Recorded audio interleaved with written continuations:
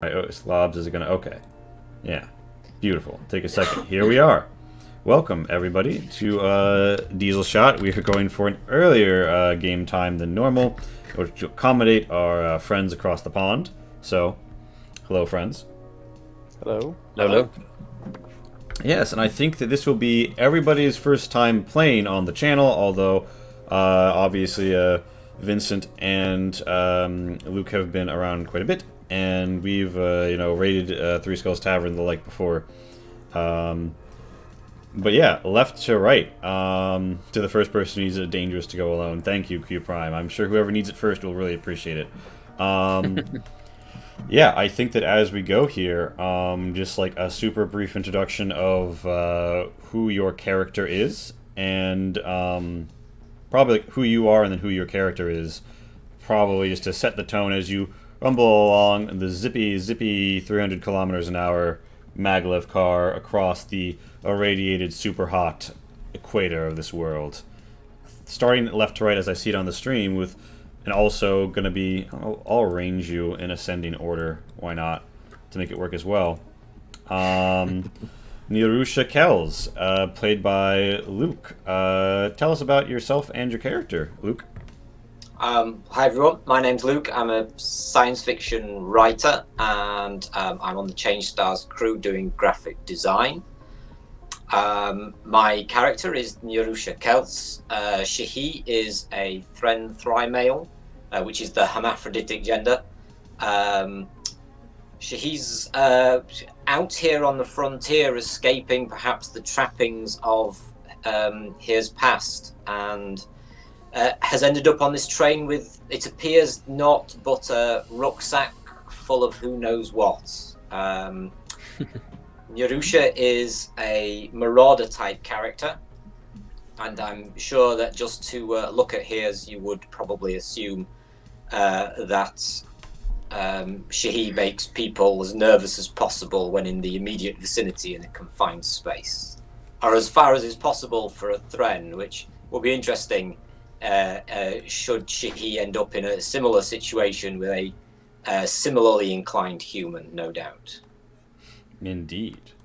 And so you shot at the bar car, awaiting the serving of your drinks as the tender, talks to the Ras down the bar. Next to you is Mattis, played by Matt. Matt, you care to introduce yourself and your character? Yeah. The name Mattis kind of sounds like my own name, but that's coincidental. It was randomly generated. Mattis is an athletic woman. She, her pronouns, and she is a human medic. She's on this mag train for who knows what reason. I don't know what reason she's on here. I mean, I'm imagining she's a nurse. A hospital across the equator was like, hey, we could use another nurse. Yeah. Yeah. It's a regular transfer. Yeah, that's basically it. I guess I'm in my mid to late 20s, keeping good shape, and that's me. Yeah, move town for a job. Yeah. It's a regular trip. Nothing remarkable about it. Just a hop on the maglev. And last but not least, Vincent as Ivar. Would you the last person in the bar car, right next to the mechanical compartment at the very end of the train? Fascinatingly enough, Vincent, why don't you tell us about who you're playing and who you are? Well, who I am? I'm a 40-year-old man in Sweden, and I'm a fan and commenter on the Diesel Shot Discord. My character is, fittingly enough, next to the mechanics department, a mechanic. He's also an electrician and plumber. He is tall, broad, scruffy looking, and he fixed that which needs fixing. Indeed. Well, I mean, I'd say that y'all are all probably having a good time. You're on the train. You've probably been in the bar car time and at least caught the name of everybody next to you. Who the bartender comes back and says, "Hey, I'm Rachel. You three need anything before we get to point zero?" I look up and say, nah, I'm good. Hmm. Yeah, We got- same. I'll We smile got at her and for another drink before we get there.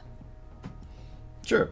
So, all right, yeah. So Ivar and Mattis, you're good, if I heard that right. And Nirusha, another drink. And what has Nirusha been drinking, generally? Throughout most of the journey, Nirusha's probably been on easygoing, non-alcoholic drinks. But if we're nearing the end, then she pushes the tall glass aside that she's been drinking out of and says, "Just make it something short and sharp. We don't have long." Rachel says, "Will do. That'll be a Lux, and a Lux is like a luxury coupon for like some more limited luxury supplies, like some alcohols. It's just good. That's about a tenner in your funds. So, and she doesn't bother to check you for it before she takes out a hose, up a bit of a shot, and pushes it across to you. Madison, Ivar, you know that Thren, generally speaking, can drink humans under the table. It takes about 3 times as much alcohol to get them to the same place it does a human. And Nirusha, well, he seems the hearty sort, so you figure they can pound a few drinks. I'll put my payment on the table if I need to. Yep, there's also digital transfer if you just swipe your slate or your comm Yeah, box. whichever you prefer. Yeah, you got the slightly more rugged comm box. The box your Android compared to the sleek glass slate. Yeah. And I'll pick the drink up, and I don't down it. I will just sit there for a moment with my eyes closed and just savor the aroma. It won't take long to drink, so I'll just enjoy it for the moment before knocking it back. The aroma reminds you of somewhere between sour candy and the kind of detergent you pour down a drain to unclog it. Space-O, as it's surely known. So, At around that... After I've knocked it back and I put the glass down, I'll probably kind of go like, as if like, it's not as good as I'm used to. Mm-hmm. Not quite the quality of the Maraudamorph bartenders and their fruit-based beverages. Yeah, perhaps an insinuation that I'm used to finer things. Indeed. You are, on your ride along. Things are going well enough. When you all get a bit of a buzz on your slate, and down the car you notice that everybody else is as well. People begin to, whip out and check it. You see a dancing, maniacal green little face that says, "Service lost, service lost." But that's not something normally on your slate's operating system, and you can't access any of the slate's other functions, as Rachel looks down at the console in front of her and says, "This isn't right. Hold on, what's going on?" And you all the slates up and down the car begin to make buzzing sounds as if they're getting a call as the service lost gremlin dances. Is there like some interaction function on it? Like if it is buzzing like a call, like an answer button, or is it just a dancing goblin? It's just the dancing goblin. You could try to hold 3 buttons and do the sideways slide dance to get at the BIOS on your slate, but that would probably be a systems test because it's not like that's normally something like a phone technician does, less so than someone just using it. Yeah, I'll try that. I'll try a systems test. Ivar, you've seen this happen. You're in the mechanical line of work. You hang out with some slate techs too. Give us a systems test. First roll of the night. Let's see here. Submit. No modifier here unless you keep me. Oh yeah. So ding. You manage to override it, and you see that the latest update, which was masked by this, is that you've received about 1,267 messages, and it goes up to 1,300 something in the time it takes you to swipe through and check. They're all junk, random things. This looks like some sort of a hack attack, but without twisting to know more, this is about the limit of your information. But you're able to get basic local calls across the mesh, but it looks like your greater connection to the World Wide Web on this planet is dead. it looks like the booster on this maglev train is non-functional at the moment. Possibly as a result of the attack, but you can't be sure. You could reach to try and get twists on this, or you could let it lie there. If I let it lie here, is it possible for me to do the same procedure automatically on the other, since I did it on mine? And yeah, I mean, I'd say this is a simple enough thing, because you're basically holding 3 buttons and, like, doing a quick finger pattern. You can do it on anybody else's Slater combox. Not rocket science. Alright, well, I'll leave it as it is then, and turn to Madis next to me and say, hey, can I try something with your slate there? I'll look at you a bit funny. Why can't you use your slate? Well, I could. I managed to unlock this thing, but I want to see if I can do it on yours too. See if we can get some more information. Unlock it? Why? What's... You have that green dancing goblin too, I see, and yeah, but it's just connected to the mag train system, isn't it? That's what's happening. Yeah, it's just rolling in like. You would notice that it's not letting you use any of your apps or anything like it normally would on your slate, so that is a bit odd, but. Yeah, alright. I'll hand it to you. Alright. Would either of us have noticed the junk mail factor, or would that only be noticed? That only shows up. You're only going to see the junk mail after you've reset. So Ivar, you do the exact same thing. You pop it open, and Mattis, you see on your slate over 1,000 bits of junk data have been slammed into your phone, and you can only do local mesh calling and connections. You're not connected to the net, not connected to the broader world mesh. What the hell? Well, this isn't right. Shit! I've got to get an email out of my inbox when we arrive. I'm not gonna be able to find it with all this shit. Oh man. Yeah, this is weird. But we can call each other at least. I'd be curious at this. I'd ask Madis. It's like, what happened? Didn't it fix it? I guess it wasn't. I guess it wasn't working before. It was just showing that green chap. But now it's working. But I'm being bombarded with like spam.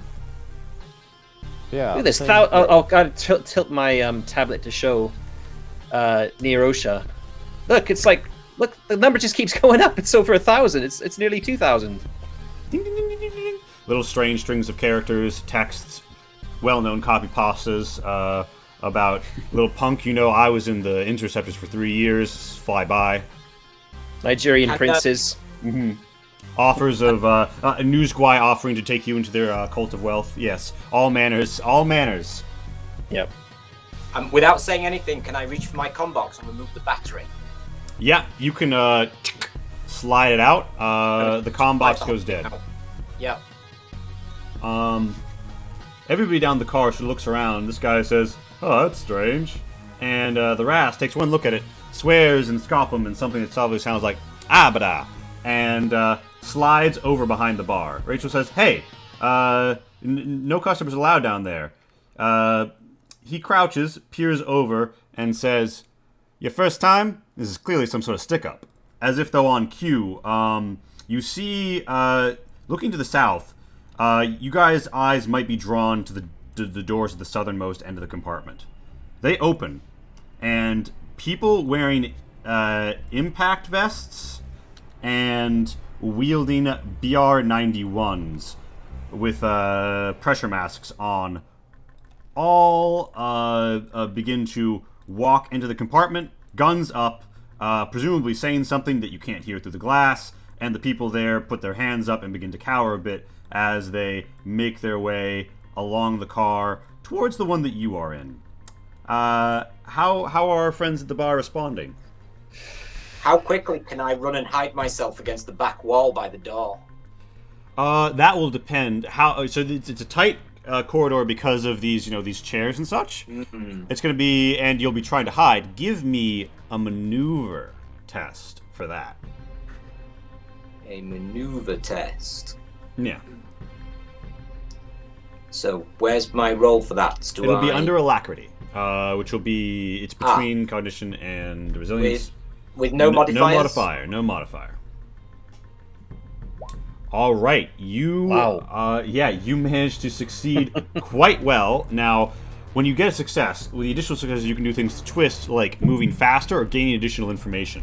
So if you wanted to, because you have 2 twists to spend, you could get over there even quicker than you would otherwise. And you could also maybe peer in as you're going without being seen to get a little bit more info on the people coming up from the south. I will peer in because I would feel more like I need to know what we're dealing with when they inevitably come through that door. All right, so you see that so the lead guys have BR-91s, but the people in back have smaller weapons, and they're all packing a knife. They seem to have radios strapped up to them, put into an earpiece. It almost implies that they're deliberately not using the mesh to communicate amidst this bombardment spam attack. But Mattis, yes? What's a BR-91? Is it like an assault rifle or something? Yeah. So for reference, the BR-91 is kind of like the AK-47 of space and change stars. It was actually originally a Thren weapon, and it's actually the human designation for it. The Thren stopped building them after they realized they were sort of becoming proliferated as a weapon of war. Originally, they were meant to normally use dart ammo, but they accept bullets just as well, and they tend to be used in that capacity across space. They are very simple to pour mold manufacture when you have the appropriate tech level, and they are just sort of, insurgents, separatists, rabble-rousers all over Orion's arm tend to wind up equipped with them. They're a long arm, yes. They're a battle rifle. Okay. I'm gonna get out my hospital pass. Mm-hmm. So and I'm gonna I'm just gonna get it ready, and I'm also gonna take my one of my medikits out, and I'm gonna put it on the counter in front of me, and kind of face towards the door where they're coming. All right. Yeah, you're faced up. You've got your card out. You've got the medikit box on the table. Ivar, what do you do as this situation unfolds? I see obviously that they're coming in here masked and armed, and I may be a big tough guy, but I'm not tougher than bullets, so I'm just making sure that I'm not looking threatening, and okay, we're gonna come in here, we're gonna want our stuff, fine. Don't have anything of value except this slate that's packed, so yeah. All right, so everybody's more or less stanced up as you'd be. Yeah. You note that these guys aren't stopping to take things from people. They're heading in through the connector car door, which between the bar car and this one has glass doors that you can see through. Yeah. As it's apparent they're coming toward us, like they're coming towards that door, I'm gonna whisper to Rachel. Rachel. Do I know her name actually? Yeah. She would introduce herself as the bartender, and she's like, "Yeah, what's happening?" Listen, just whatever happens, just do what they say. Go along with it. And she's like, "Oh my God, are they separatists? What's happening?" I don't know. Just. All right. She seems disturbed, but give me a communicate test. Yeah.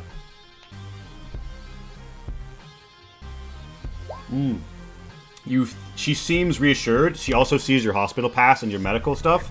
And in this context, it almost seems like your the clarity of your vision and a reassurance is helping her to calm down. And so she's like, "Okay, I'll do what they say, and nobody has to get hurt." That seems to have established a calmer mood in the car. This Rast, on the other hand, is in the corner across from Nerusha, almost gives a sup nod to Nerusha and flicks out a Rastian shoehorn. An incredibly illegal stiletto dagger. And being about otter-sized, is hidden well behind the bar. One could walk through and miss them. One could also walk through and get a stiletto to the fucking jugular if they weren't careful. So you don't know what that dude's planning to do, but Rachel and the guy across from Rachel seem reassured by what Mattis has said. Who knows what your friend down here is planning? You think that you caught his name earlier as a Barappa. And with this being the setting as it's set, the door opens up, and with a BR-91 angled at the ceiling, but angled actually at the floor, one hand up. The man says, "We're not here to cause any problems. Just no sudden movements, and we'll be right through." And he stops a moment, puts a hand to the radio, and says, "We're almost at the rear car. Get ready to disconnect." Now, you guys are moving very rapidly on a maglev. A disconnect between the cars is what one would call not ideal for anybody on those cars. Around this time, the Hound of Orion, or the individual, the masked individual, is like, they're trying to observe, they're trying to look around, and they make a scrutiny. But they're, they go kind of fast, so they have a -1 modifier to that.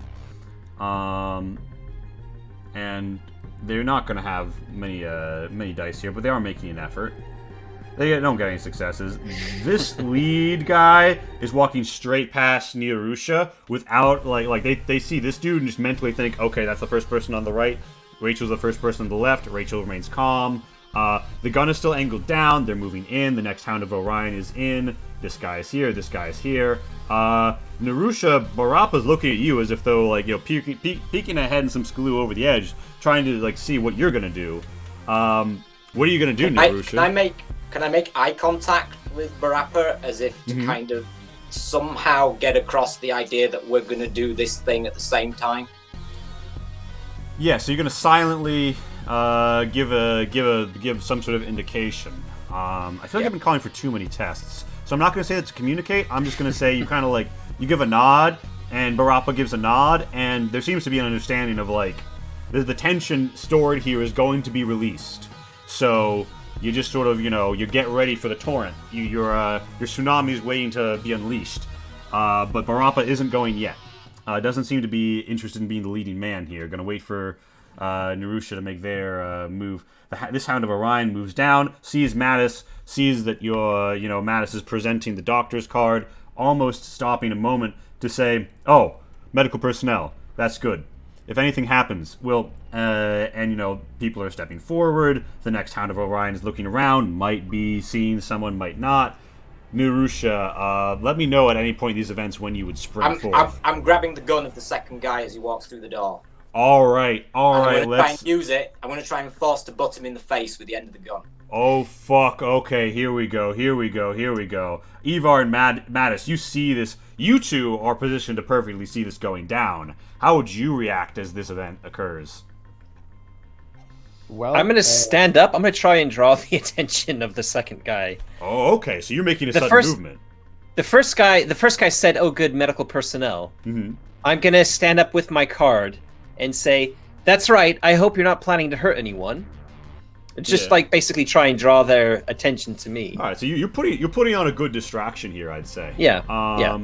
So, I'm not trying to attack them or anything. But you're drawing their focus. Focus. All right. Ivar, you see this unwinding. You see Nirusha about to spring into action. Do you take any course of action? I just slightly raise my hands up a little bit into the side. You look slightly surrendering. Yeah. So here's what's going to happen. There's going to be a contested melee. They're going to suffer a -2 modifier due to being distracted, and Nirusha, you're going to test me a straight melee, which is under resilience.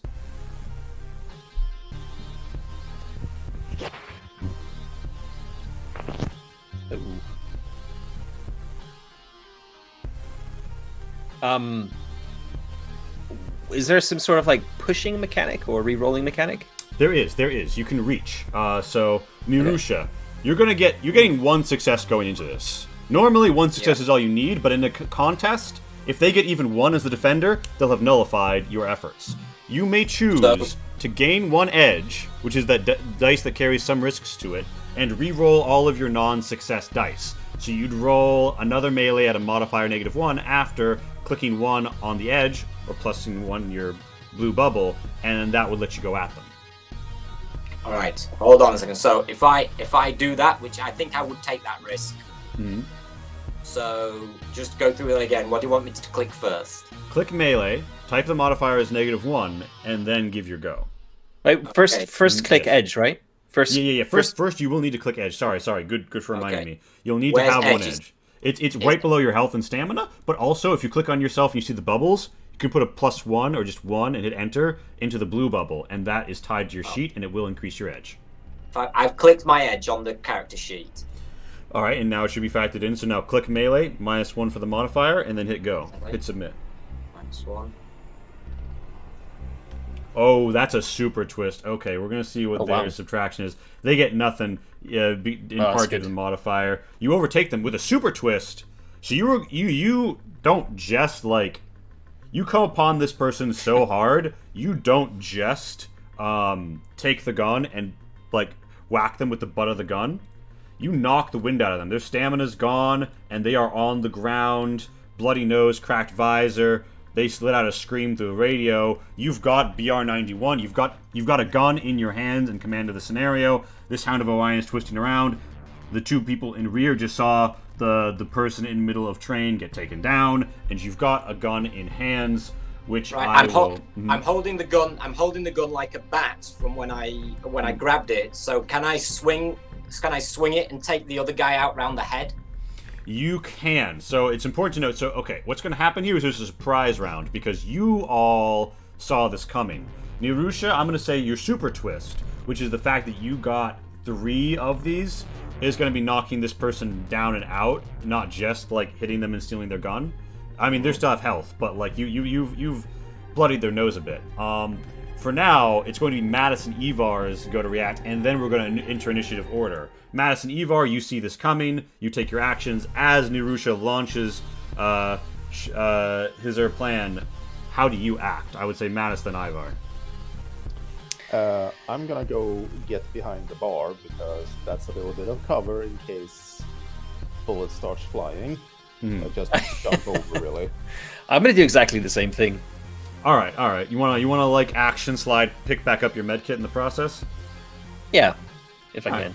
Yeah. Can we- I don't think that's. I will say that I don't think that this is a maneuver because you guys have an actions round's turn worth of hopping over the bar. If you wanted to do something slightly more daring, I might call for it. But you're good. You're good. Yeah. So you two are in medium cover, I'd say, out behind this. That'll be if you get shot at, you'll have 4 points of armor conferred by the bar.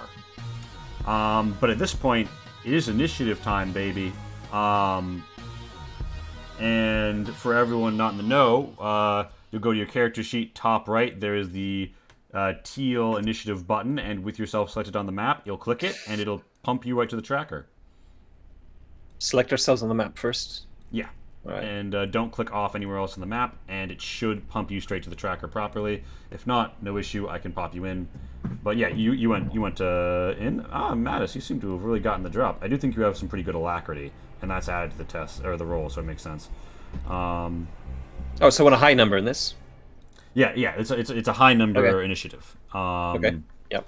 So you've done well with that score. Can you just explain to me how the initiative test works? Like, is it Sure. a D6 roll or? It's actually a D12 adding your alacrity. Ah, okay. All right. So there's a wider variance of what your results will be. Yeah. Ties are decided by the higher of the two alacrities. So a certain Hound of Orion is tied you. I have 4 alacrity. You have 4 alacrity. They have 3 alacrity.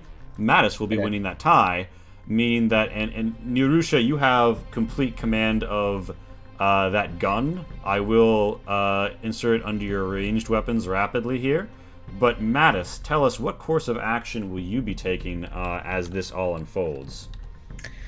Can I swap my initiative order with somebody? So, that is. Sorry, I'm like a Year Zero engine guy, and this is So yeah. this feels very Year Zero engine-y to me. That's one of the actions you can do normally. I'm just wondering that's an option here. I will say that you can in this instance. Who would you like to swap initiatives with? Neirosha. All right. So, Neirosha scored a 9, but will now ascend to 14. Mattis scored a 14, will now descend to 9. And once that's all punched in, we look here at Nirusha, and Nirusha, you've got gun in hand, and you've got dude on the ground, and the whole situation is looking like it's about to spiral into some serious fucking violence. What course of action would you take from here? I'll go and do what I originally wanted to do immediately after downing the second Hound of Orion. I will use the gun like a baseball bat and hit the first Hound of Orion around the head with it as hard as I can. Alright, so now movement isn't a distinct action in of itself. You as a Thren have 8 meters of movement to spend on your turn. You spend 1 of those meters of movement to step up next to them in the one spot that isn't going to put you the same place as human is. And you're here. You've got a melee weapon in hand. It is considered a blunt object. You may damage the gun by using it this way, but, you know. So we go over here to your melee weapons. I'm just going to pump in one called, blunt object, which is a 1/1. And if you just click the D20 symbol to the left of blunt object, that should pump your attack.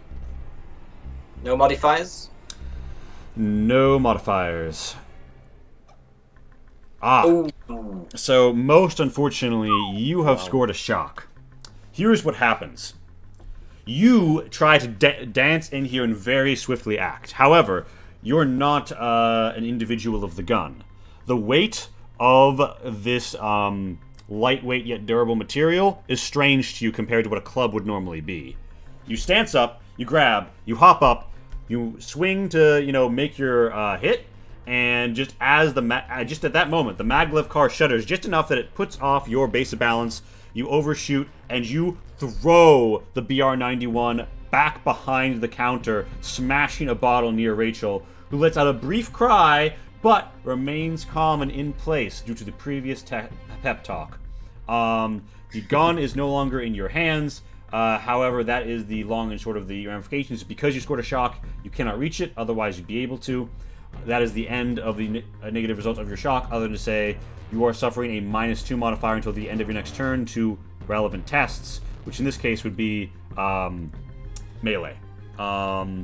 So here you are, you have only a side action left. It's good for pushing people, not making a full attack, drawing a weapon, or aiming a ranged weapon if that were applicable here, and you are stood out in the main corridor as these events unfold. What course of action would you take with what remains of your turn? You don't have any main actions left, which means you can't operate any full attacks. But if you want to push this man to the floor, that's still an option if you use the side action shove. It just won't hurt him at all. I'm torn between pushing him and drawing my knife. Really wish this Rast would pull his weight in this fight. He's waiting for the right moment. I think the if I can push this guy off balance, that's probably going to be buy me more time than drawing the knife, because it's harder for him to respond. So I'll do a shove. All right, so this will be a contest of melee because you're suffering from that -1 that shock's effect still. Your melee has made a modifier of -2. So I do melee -2. Submit, yeah.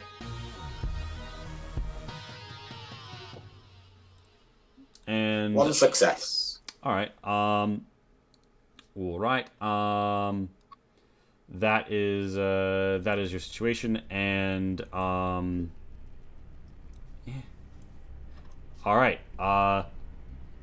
Your friend, the Hound of Orion, is going to attempt to contest it. Sorry that I'm getting a little oh dear. Bam, wham, bam. Thank you, ma'am. They get 1 success. You could reach that. Or I could reach mine. Yeah, Take I realize. So let me. I will say okay. I'll let you reach it this time. Although in future, what we will do is we will say you'll have to decide whether or not you're reaching it before the contester makes their go. But for now, you may reach, if you'd like. No, I'll say we'll keep strict turn order, and I'll say no. I'm just gonna have to live with the fact that he's apparently stood up to it. Yeah, he saw you coming. He the swing went wide on him. He turned around when his friend was getting fucked up. He stands up. He's ready for the fight. This person back here is going to move up to the doorway to their downed friend and say, "Hey, in Thren Tling, I meet you in battle.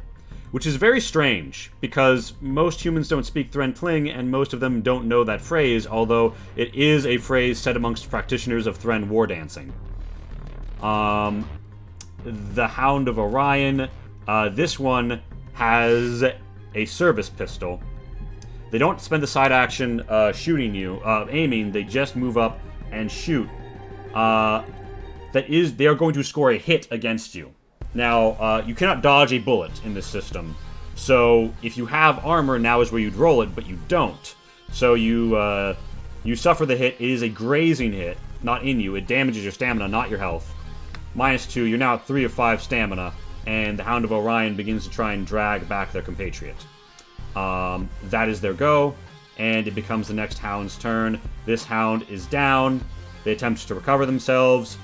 You bash them good. They spend a side action getting back up.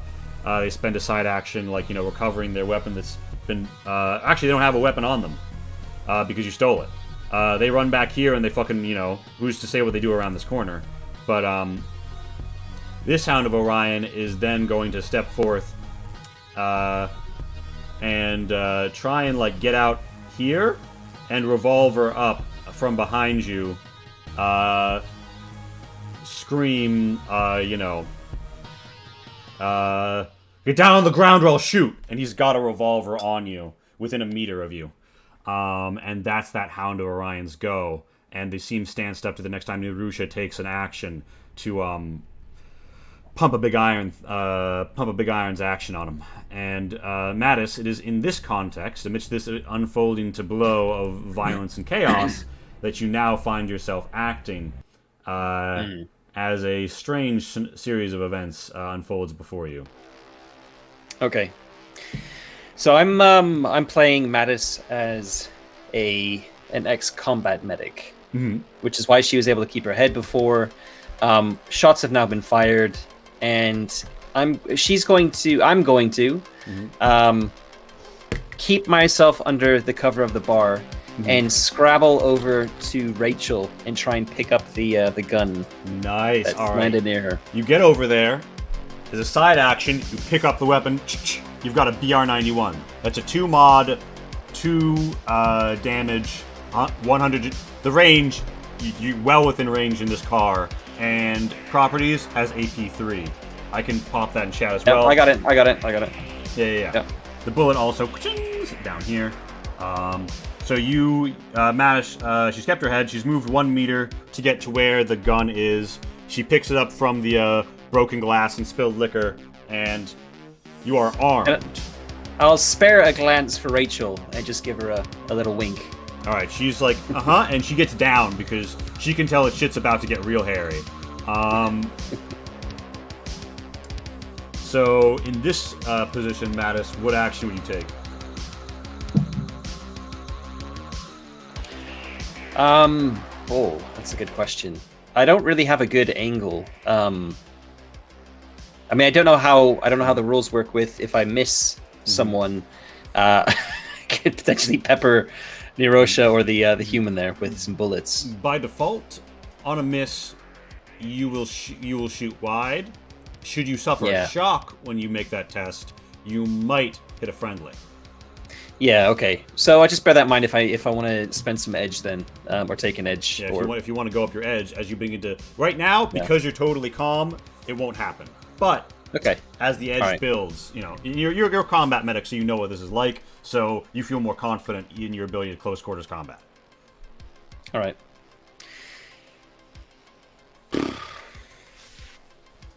So yeah, I guess I'm just gonna pop above the counter very quickly with it, and just take aim at this guy who's right in front of me, and just pop him.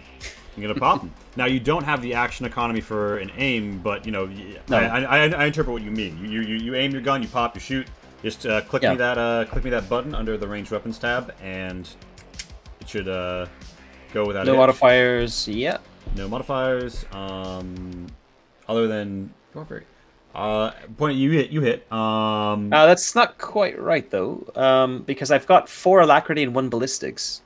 And a modifier of 2. Hold on. Oh, wait. So there is a button that says melee weapons and a button that says ranged weapons. Is it in as a melee weapon, perhaps? Yeah. Yeah. I would say what you can do is just roll the makeup dice as a ballistic. I should have an extra 3-7. I should have an extra 3 dice to be rolling. Well, you could also there, just roll 3d6 via roll 20. You know, and we'll just count. But does that show us the individual dice that are rolled, or does it just add them up? There's a way to mouse over it, even if it doesn't, to see individuals. Yeah. All right. So you score no further successes, but you do have a success and a twist. You're hitting them. By default, always available as a twist is hurt the person more, but you've got a few others, like if you'd like to suppress them, that's an option. And that'll elicit a resolve test for them to have to go out and seek cover. I'm gonna spend or take an edge to do this again. So you're gonna reach it. You will not re-roll the successful dice, so -2 modifier. So I will. What I'll do is hold on. But does that mean I can? Can I just roll ballistics then, ignoring the BR91? Because that's basically taking the 2 out? Yeah, exactly. You can just with the edge as well? There we go. Yeah. So that's rolling the right number of dice then. And then it'll auto-magically add your edge in when you do this. Well, we previously discussed the possibility that somebody might get hurt. This guy does not get hit in a bodily way, but his shirt, like, you do see the bullet, like, ting really close to him, and it ricochets your body. He's like, oh my god!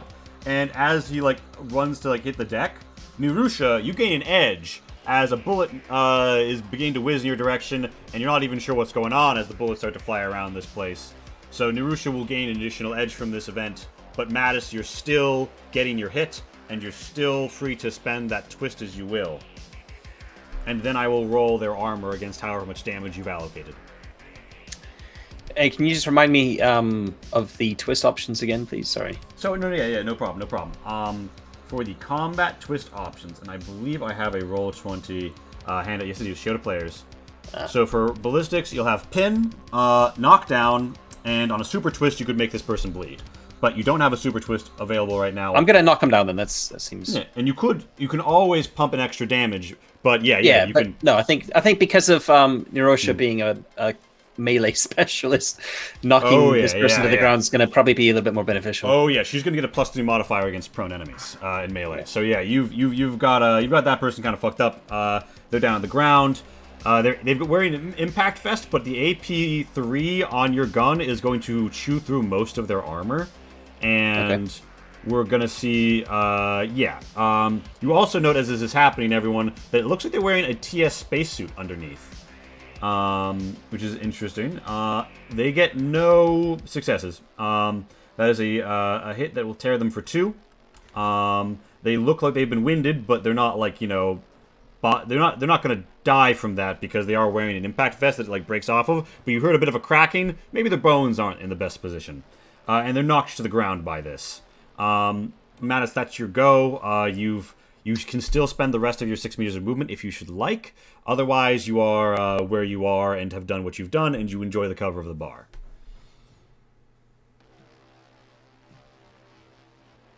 Sound good? Yep. All right. Barappa is going to hop out and try to just absolutely shank this man right now. His Rashtian shoehorn flicks out, dances across at his foe. He misses. He's a tier 1 NPC. He can't reach. He will, however, try to scramble back across the bar, breaking op range, but this Hound of Orion has a gun out, and does not choose to op him. He gets down. It's a quick combat scrabble. We'll say he's got some chance to fuck this up. Is there any capacity for me to intervene, or are we not at that stage yet? You can't. You mean help him hit the enemy? No. Well, any chance for me to? Well, I don't know, because I've seen the Hound of Orion draw a gun at him, and I'm kind of glad that. Well, the gun's drawn on you. Oh, the gun's still drawn on me. Yeah. Well, I would say with the super twist with the super twist from Barappa the Rappa, I'm gonna say they draw off this dude's raid action, and they pump a bullet through the ceiling as they try and twist their revolver over towards the new threat. So that ready to action is off of you. But that's going to be the end of that person's turn. You don't really have an option to take a reaction here. It's mostly unfolding behind you as you're in melee with the man ahead of you. So you can act on your turn against it. Ivar, I get you. I'm still facing the top. Okay. Yeah, still facing to the north, more or less. Ivar, do you prefer Ivar or Ivar for your character's name, Vincent? Go with Ivar. Ivar. Yeah, there's some chaos to your direct south. Battle seems to be met. Mattis has gun in hand. Several other people have begun to engage in some violence. Events seem to be in motion. Would you hang back? Would you take action? I'm going to hang back. I'm way out of anyone. Yeah. Everyone's way out of reach for me, and I'm just going to get in the way, so I'm hanging back. All right. Did you get anything in your hands, such as your multi, or anything else that would be good for bonking, or are you just going to keep hands free? Yeah, actually, I was going to ask that. How large is a multi? It's like imagine like a big fuck off wrench. Okay. So it's a one-handed melee weapon, but it's a hefty one-handed melee weapon. It'll count as a blunt object, 1/1, to bonk someone with. Oh, okay, cool. Yeah, I think I have that stowed in the maintenance rig I'm wearing, my work clothes. All right, so you side action draw that. You have nothing for your main action. You hold where you are. Yeah. It is a making hound. sure I keep my head down. It's a Hound of Orion's turn. This Hound of Orion is going to try to scramble away from Narusha. Now, Narusha, you may, by spending the main action from your next turn, choose to right now react and make a melee attack against them. Yeah, I will, because the gun's off me, so the other guy's presumably not going to be able to shoot me immediately. Now, from the shock, you're still suffering a -2 to this, but because Mattis knocked him down, you're getting a modifier of +3, meaning it comes out in the wash to a modifier of 1 with your... Did you get the knife out? No, nobody knows right. I've got a knife. All right, so then just roll me a melee. You're absolutely popping this person. Punch. Okay, in it with a 0. Modifier of 1 because the benefit of them being gowned is so great it overwhelms your shock. Yeah. Oh, hello. That's a super twist. Wow. On your melee. Yeah. Holy moly. That is not common. But you have access to the melee super twist Shocking Assault. You could force a level 1 shock, which is a morale shock for this NPC, onto them if you would so choose. Or you can just pump that into lots of damage. Or you can pump it into locking them down, forcing them to remain where you are, and using their main action to do a withdraw, or shunting them to push them back, or, I mean, you've already got them prone. But yeah, so you've got a few options here. Do you want to, like, really fuck with them? Do you want to just pour down the damage? Bear in mind, they're wearing armor. They are going to get to roll armor against how much damage you're doing, and this is just your fist. There's nothing armor-piercing about it. So the more the merrier. Well, while all of that business with getting shot twice was going on, we noticed when the guy fell down that he had his Thren spacesuit on underneath, and I heard some Threnling behind me as well. So I'm now getting a little bit curious about who these people are. So I'm not going to try and do damage, but I do want to keep them sort of. I want to try and take control of the situation. Rather than just he's already prone. Yeah, I'm gonna say as a super twist. Yeah, because you want to take control of the situation. You want to like scoop him up, right? Yes, I want to scoop it. I mean, how many side actions is scoop enough? Draw a knife and get behind him. I'm gonna say so. Normally, so drawing the knife is a side action.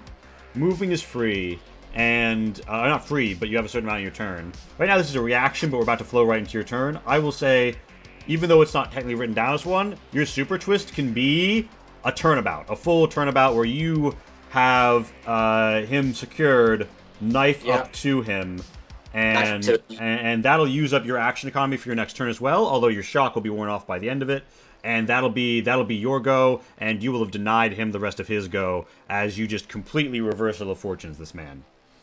Can I at the moment I get that, can I shout out in Threnling, stand down? Okay, yeah. The guy who yelled from the middle yells back, listen, this struggle doesn't involve you. You just need to let us get to the rear of the car or things are going to go very poorly. And then you hear from this dude's radio, prepared to disconnect in 10 seconds. And everybody looks like they're like, oh shit. And someone says, you need to reverse the magnetic on in the back of the... Now. And they're all just like trying to scramble. It is this Hand of Orion's turn, and this dude is literally going to lower his gun and attempt to run past you, even though you've got a knife to his companion. His gun is lower. He literally drops his gun and just tries to sprint past you. How would you react?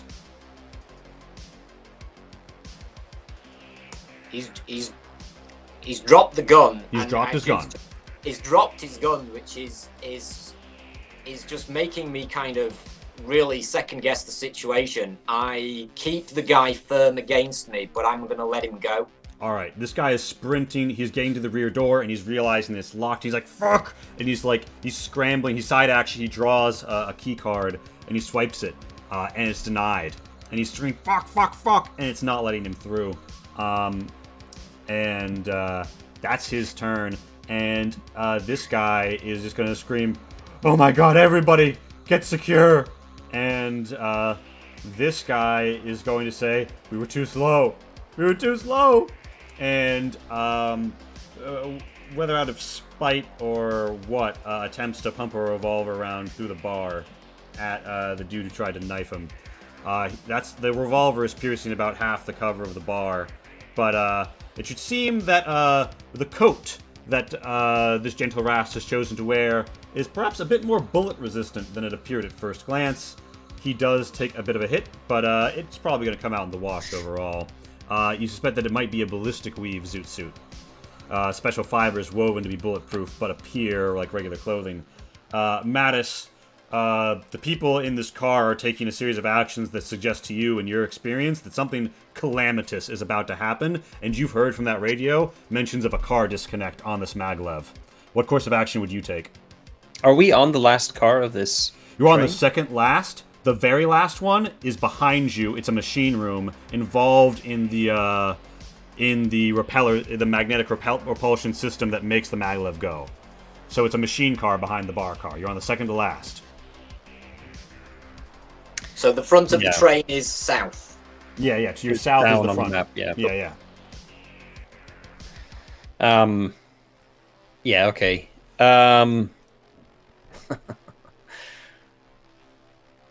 I feel like I want to shout to Ivar and swap places with him and say, "Stop him!" Okay, so you want to... All right. So, Ivar, you get a shout of stop him.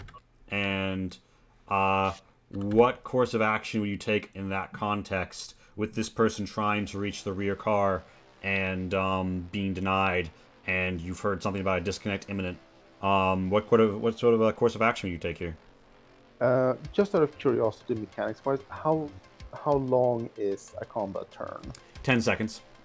So it rather implies that when we come around to Nurush's next turn at the top of the round, something exciting might be happening. I am I'm assuming that as a mechanic, I know what's going to happen if this disconnects at high speeds. Yeah. You think it would be bad? It would be quite bad. I'm just going to grab onto something that's solid and shout to everyone, brace yourselves. All right.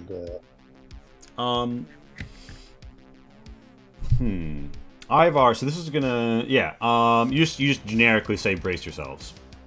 Yeah. Okay.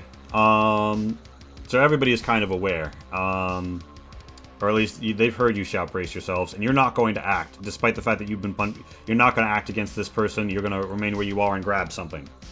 Yeah. The bar is bolted into this car, so you can grab something solid behind it. All right. Yeah.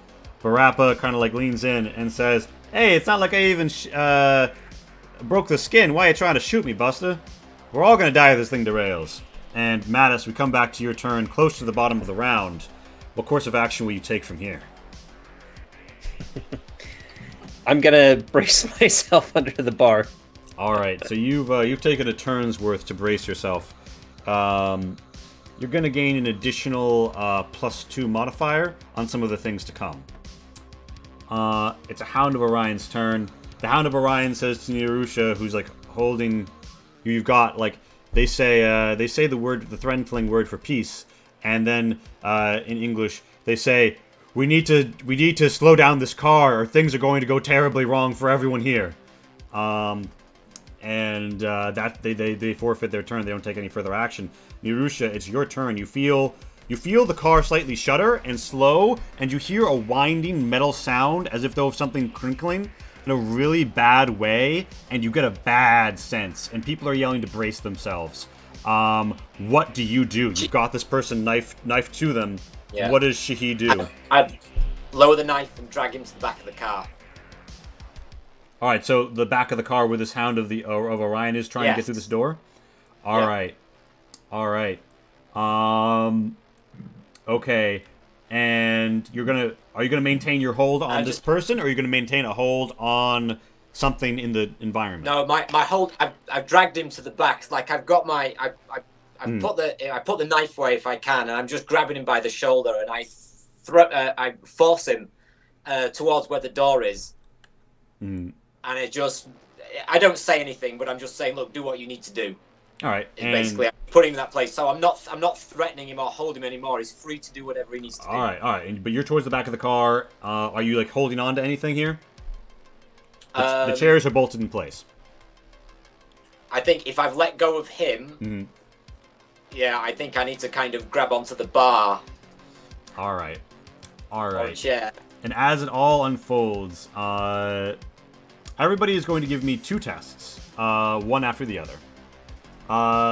The first is going to be a maneuver. Everyone's going to get a bonus of 1 because Ivar issued a warning.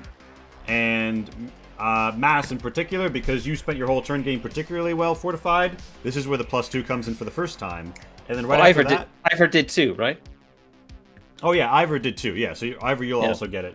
Nirusha, you're not in quite as good a position, so only the benefit of 1. But Madison, Ivar, modifier of 3 because of Ivar's warning and your good positioning.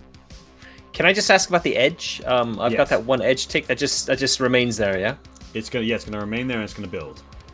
Okay, all right. And so everybody give me the maneuvers as the whole car goes.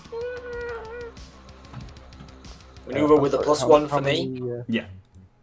What was there was just a +1 on the maneuver? Wow, 11 dice and I only got 1 success. I think I'm gonna have to reach that. Yeah. So you might want to be reaching this. This will be helping you against getting hurt. I can tell you that. Oh right. I increase my edge to 2. Yep. And I do a new maneuver roll.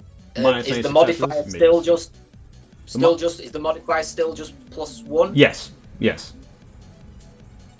I'm gonna do it as well. I'm gonna take a get the better. Yeah. Boost that maneuver. Yeah. Oh yeah, there we go. All right, now be keeping track of these. Now everybody, just make me a straight up endurance. I'm going to be reaching my. Yours. Yeah. Reach that. So I've got 5 successes in total. You're doing aight. Better than 1. Mattis is a combat medic. This isn't her first derailment. I have 3 maneuver for some reason as well, which is obviously standing. This is just like that train stick up on Freelandia. Just like in training. Oh god. Just like the simulations. Oof, Ivar, you clutch up and you literally hold on to a bit of like enameling that is more decorative than structural, and you crack it off into your hand. And you look at it and you're like, oh shh. And now everybody rolls me your endurance. As there was a great rumbling in the car. All of us or just Ivar? Everybody. Right. Okay. Any modifier? No modifier, just straight.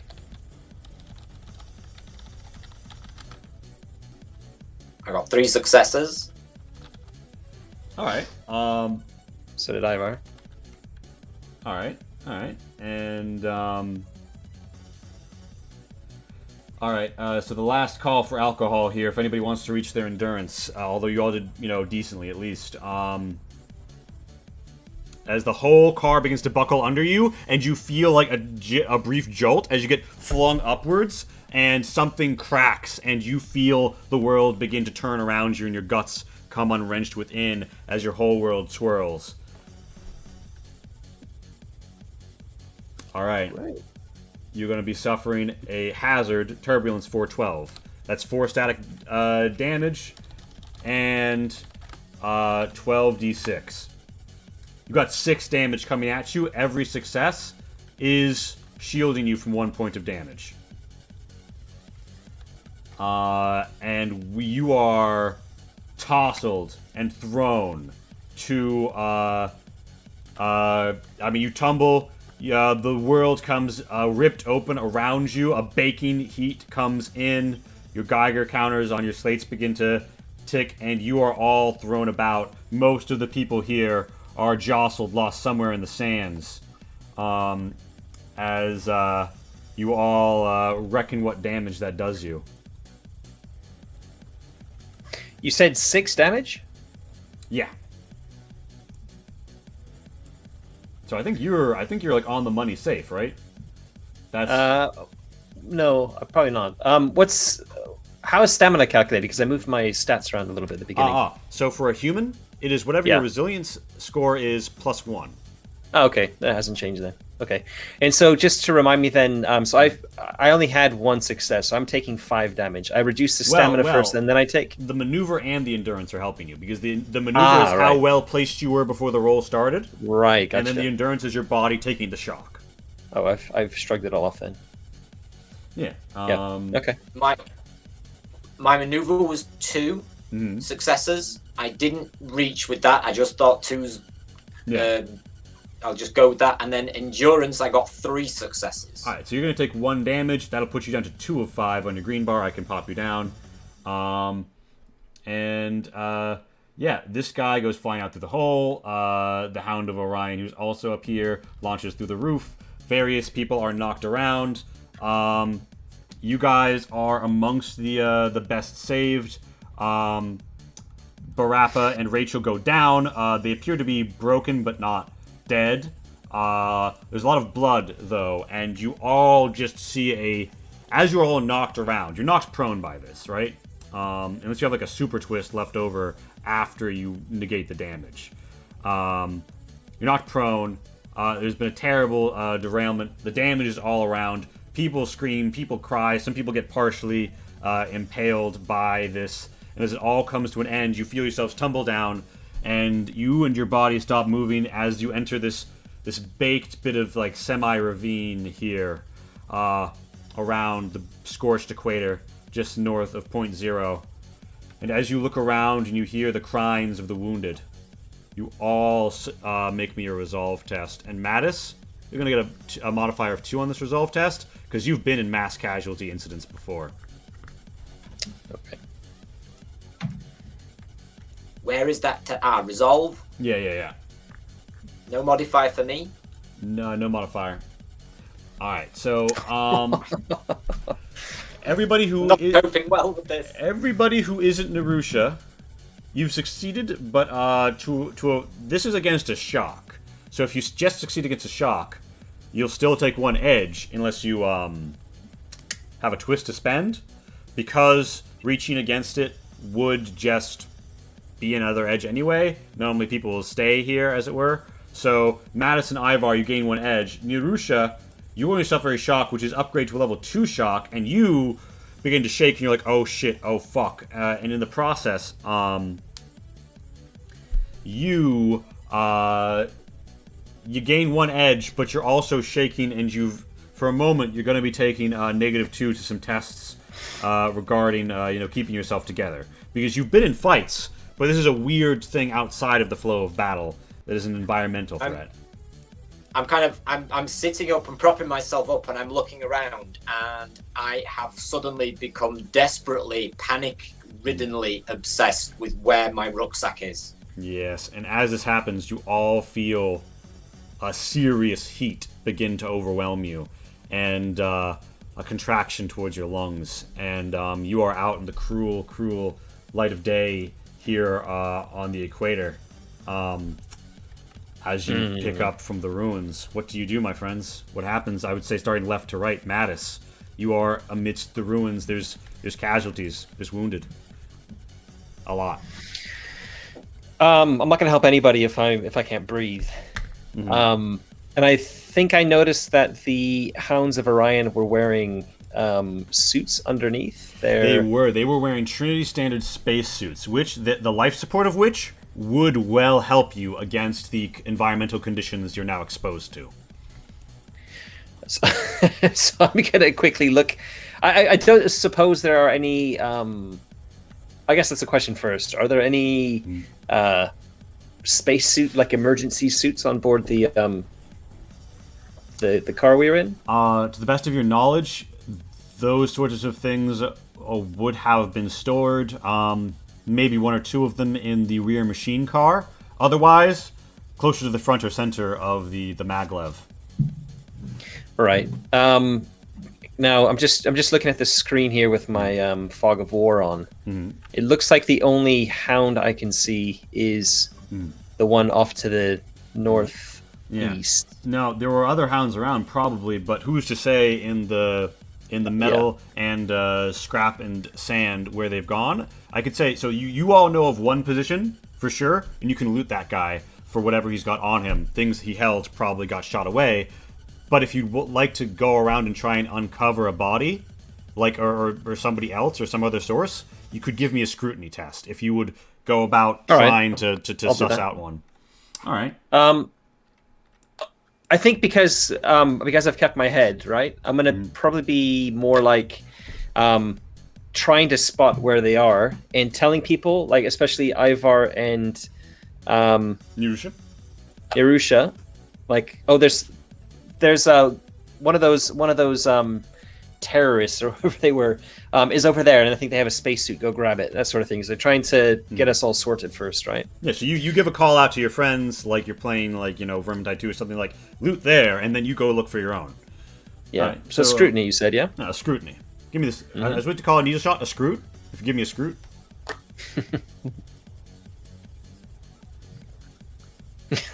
Well, okay, one success. All right. Nice. With that, you do find a single Hound of Orion. This is very much a dead Hound of Orion. A beam has embedded itself in his chest, and he has died of shock and blood loss. If the radiation and heat wouldn't get to him. But you see the autoclot of the TS spacesuit trying to move goop to cover the patch that's gone through him. And if you should be able to get it off of him, then you'd be able to do it. Although with the beam embedded, it would be a mechanics test to detangle the body from the embed to be able. Sounds like we need a mechanic for that. Yeah.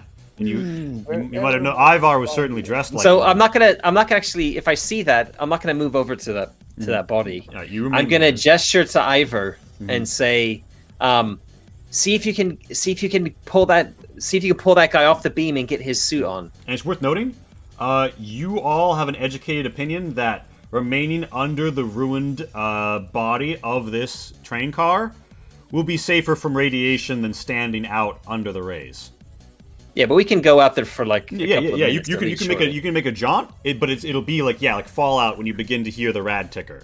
So yeah. But just this is a safer zone comparatively. And I'm gonna shout that. I'm gonna kind of say that to Ivar, and then I'm going to I'm gonna head over towards that hound over there. Yeah, and you do notice this hound is seemed thrown up against a bit of a mound of sand and dirt, and you almost see what looks like a winnowed, collapsed gap into the dirt. This red sand is some sort of natural structure, it should seem, and has cover from the sun as well. Okay, well that's good. As I'm going past Nirosha, I'm going to put a hand on I can't remember how you say the pronoun. Shahi. On Shahur's arm. And say, are you alright? Where's my rucksack?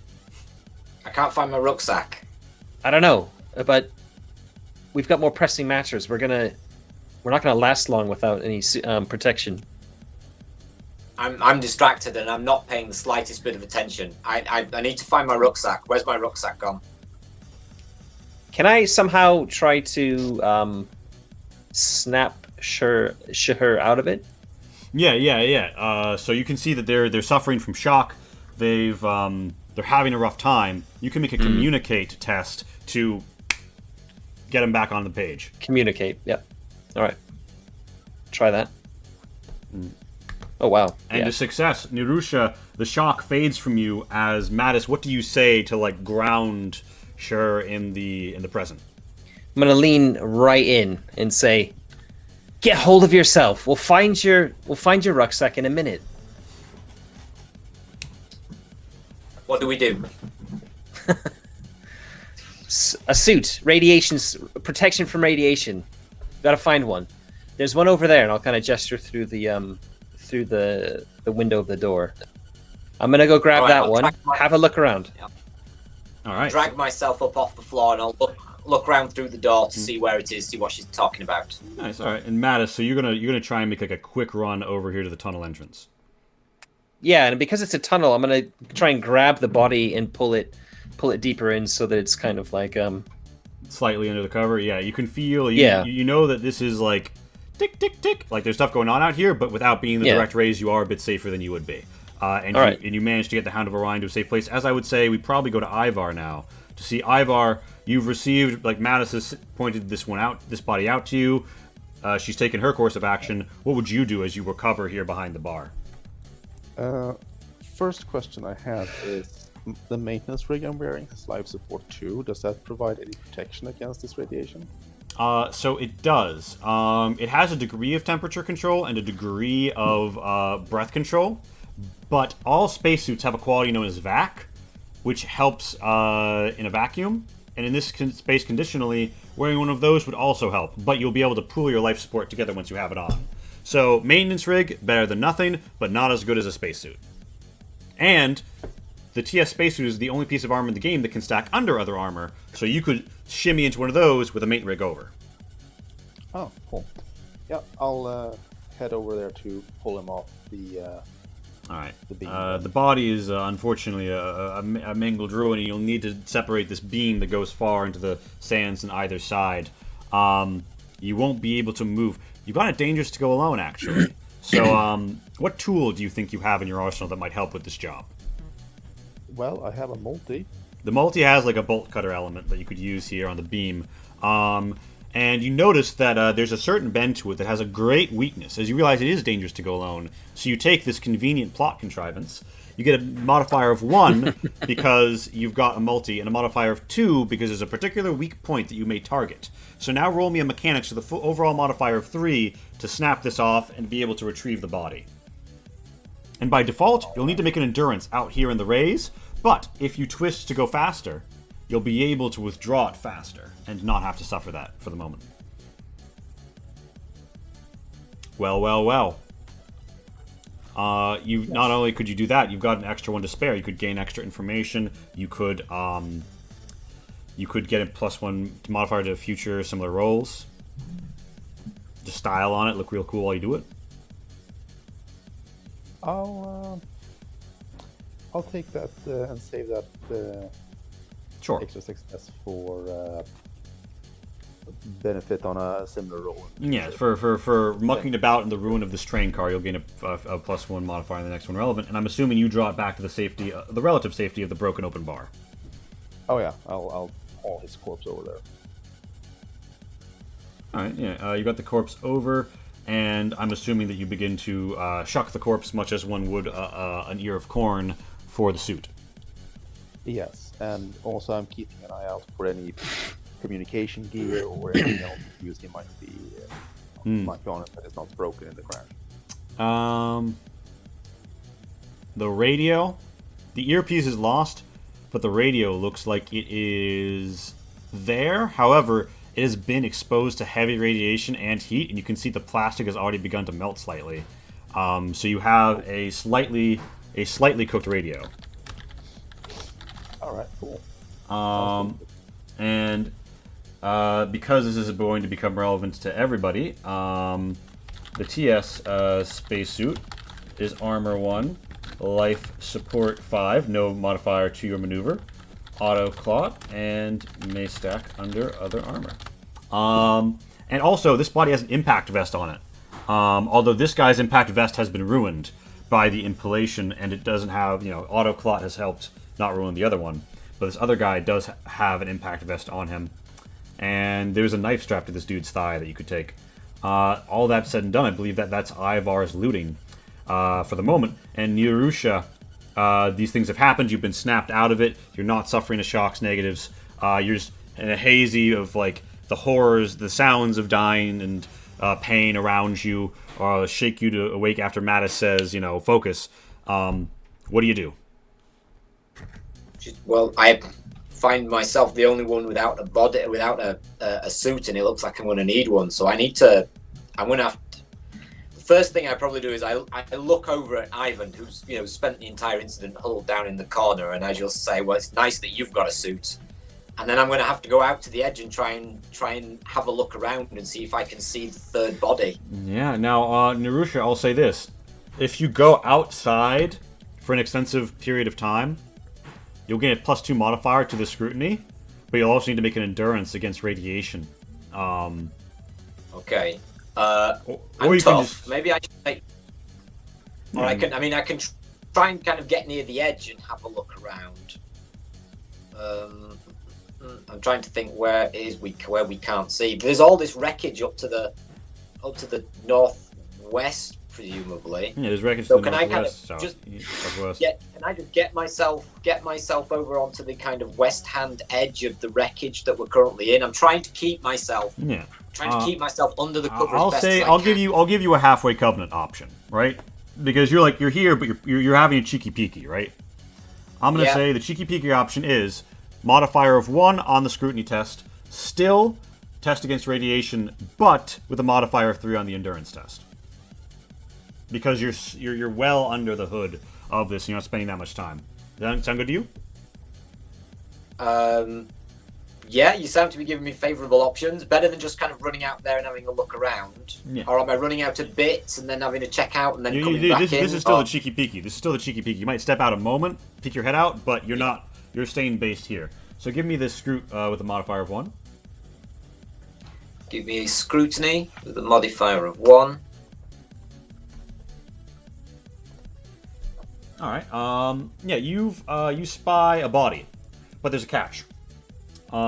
This body has been flung such that it is draped near the passenger car back here. Maybe the man you stole the gun from, come to think of it. And it is up out of the dune, and surely under less favorable conditions. Now, roll me an endurance with a modifier of 3 as you expose yourself to the sun a bit as you look around hazily, like, fuck, where's another body? So modifier of +3. Yeah. Yeah. Endurance. And yep. Okay. Now, this particular radiation hazard is going to convey a static damage of 3 and a variable of 8 because you guys have just begun to be exposed to it. And so that is 4 damage coming in against you. You block 2. You're going to suffer 2 damage. You are down and out of stamina. Anything further will hit your health. That body, to recover it, would put you out into the radiation zone for too long unless you were to make clever use of the available wreckage and to move with a swiftness and purpose. You could make me a maneuver test instead. All right, I'm going to try and rock hop across that. Yeah, you clamber up from behind the bar, past Barappa, up into the thing with its left.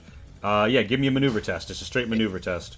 The elevation is clear. You crawl along the ground. You come up. You make a leap, and you fall down into the radioactive sands. And you freak out for a moment. You roll around a bit too long, and you dance about in the glass marble beads that almost make up this desert. You scroll a bit around the sand, a bit too hot, and you finally make it up to the body after wasting much more time than you needed to have. And you make another against, just make me a straight endurance against the same level of threat, but with no extra modifier.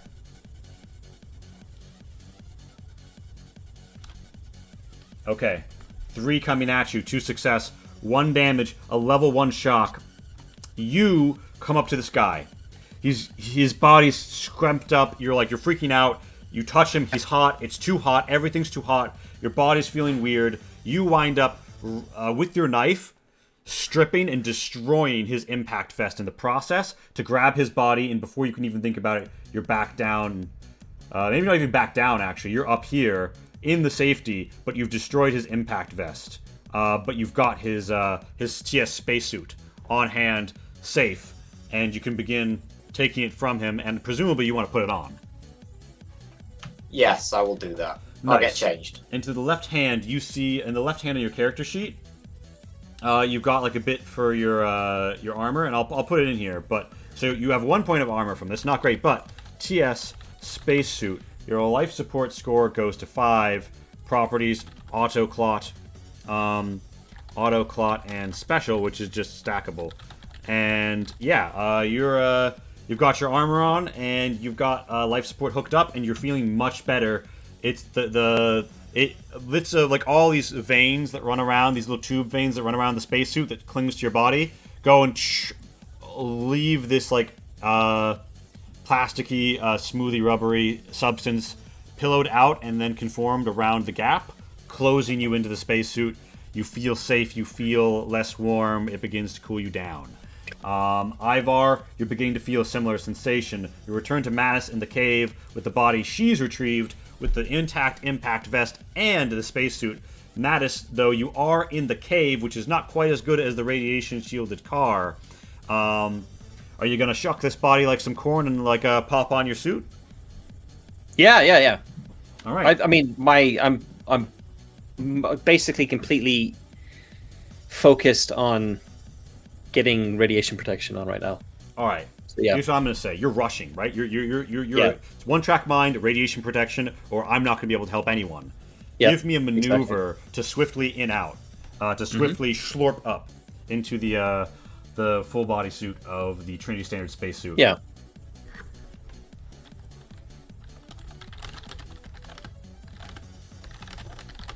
And you're in and out, and you feel that if you stay out here, you might have to begin to dive into your pool of life support. But if you just quickly make a cheeky duck back to the bar car, you might be able to have a bit longer before you begin to cut into the life support you've been granted by the suit. I'm just in case there's some kind of use we can make to help people to get them away from the wreckage or something. I want to just poke my head around into the cave. All right, now you poke your head around. It takes you but a moment to survey the cave. It seems like there might have been at one point a tunnel deeper that has since collapsed. Mattis, do you fancy yourself a geologist, a planetologist? Do you think you'd have a basis for... Yeah, what you see is... No. Apparently natural environment, seems to be good amount of space. You could set up triage in here, but it's not as well radiation shielded as the wreckage of the cars. If only there were a way to put something in here that had life support, you could do some good for a lot of people. Sounds like I need to talk to the mechanic. Yeah, potentially, and. I think, so Mattis, that's about, once you have your cheeky peeky, you'll head back to the car? Yeah. All right, yeah. You make it back, you see Ivar is suited up, you're suited up, and Nirusha, a bit baked by the sun, but otherwise suited up. What course of action would you take?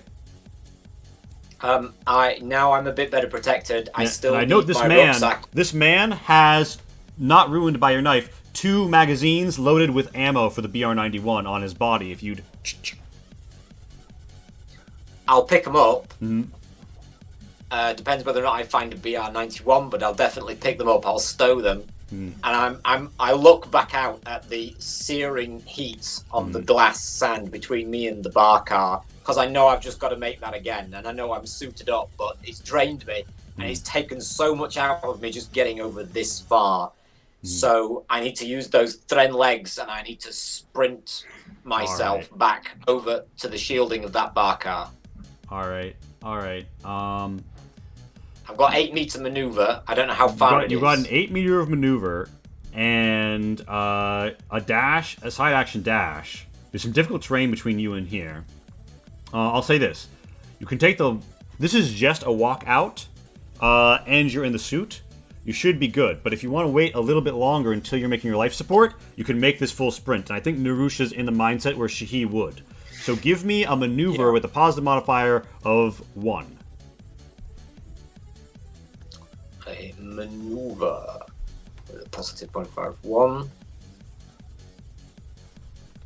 You make it with style and speed and time to spare. You make it back to the bar car as you all gather up, and you see that the casualties sort of, they're either unconscious or bleeding, but they give out sort of a cry. Nirusha, you see Rachel turn over, as if though from as the metal above begins to buckle and sear and move, the bar car jostles slightly. Rachel moves over, and you see that the glass that broke when you threw the BR-91, a lot of it is embedded as shards in Rachel's side.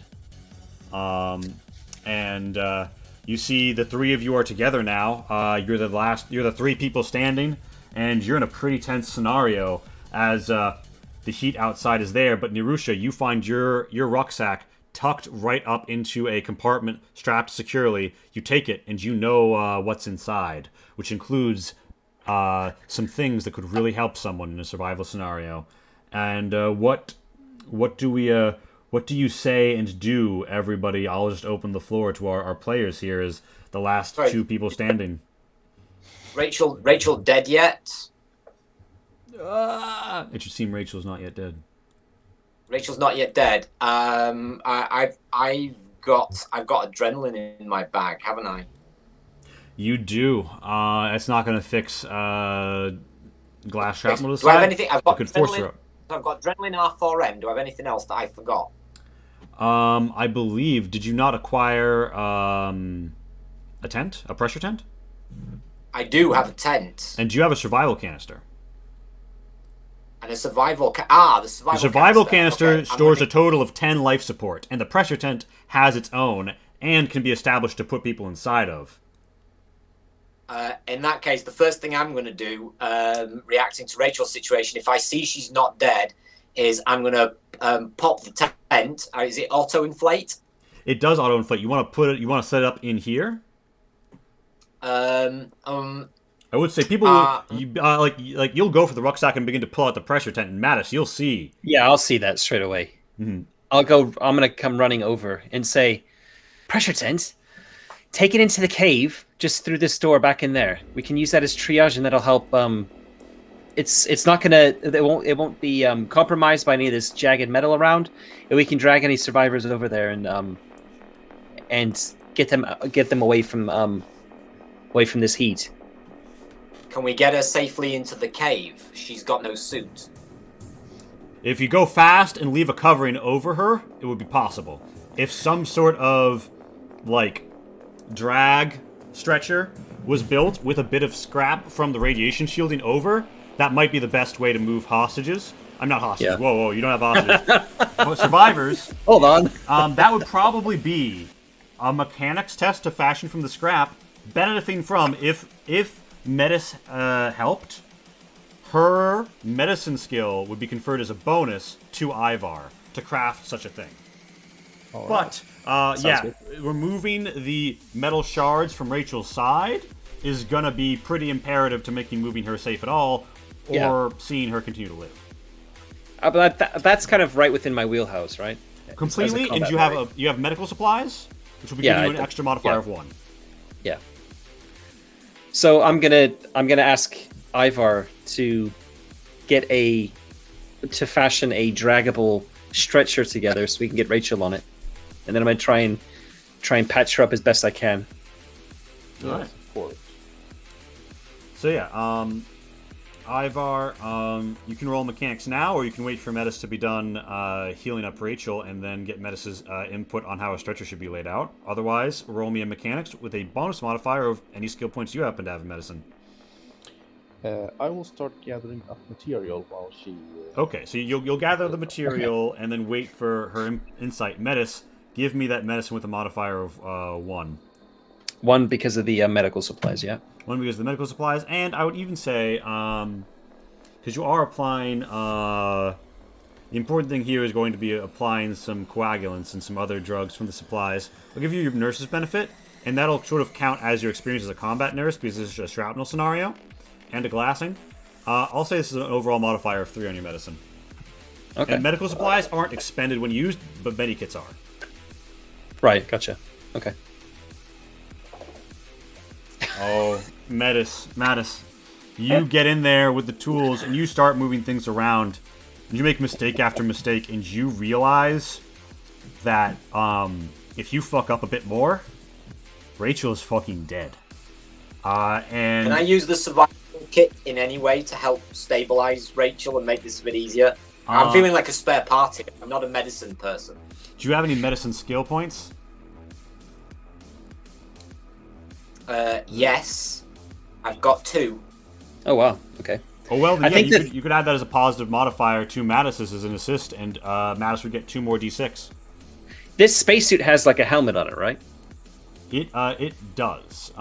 So I kind of perhaps because I was out in the radiation to start off with, and it was really hot.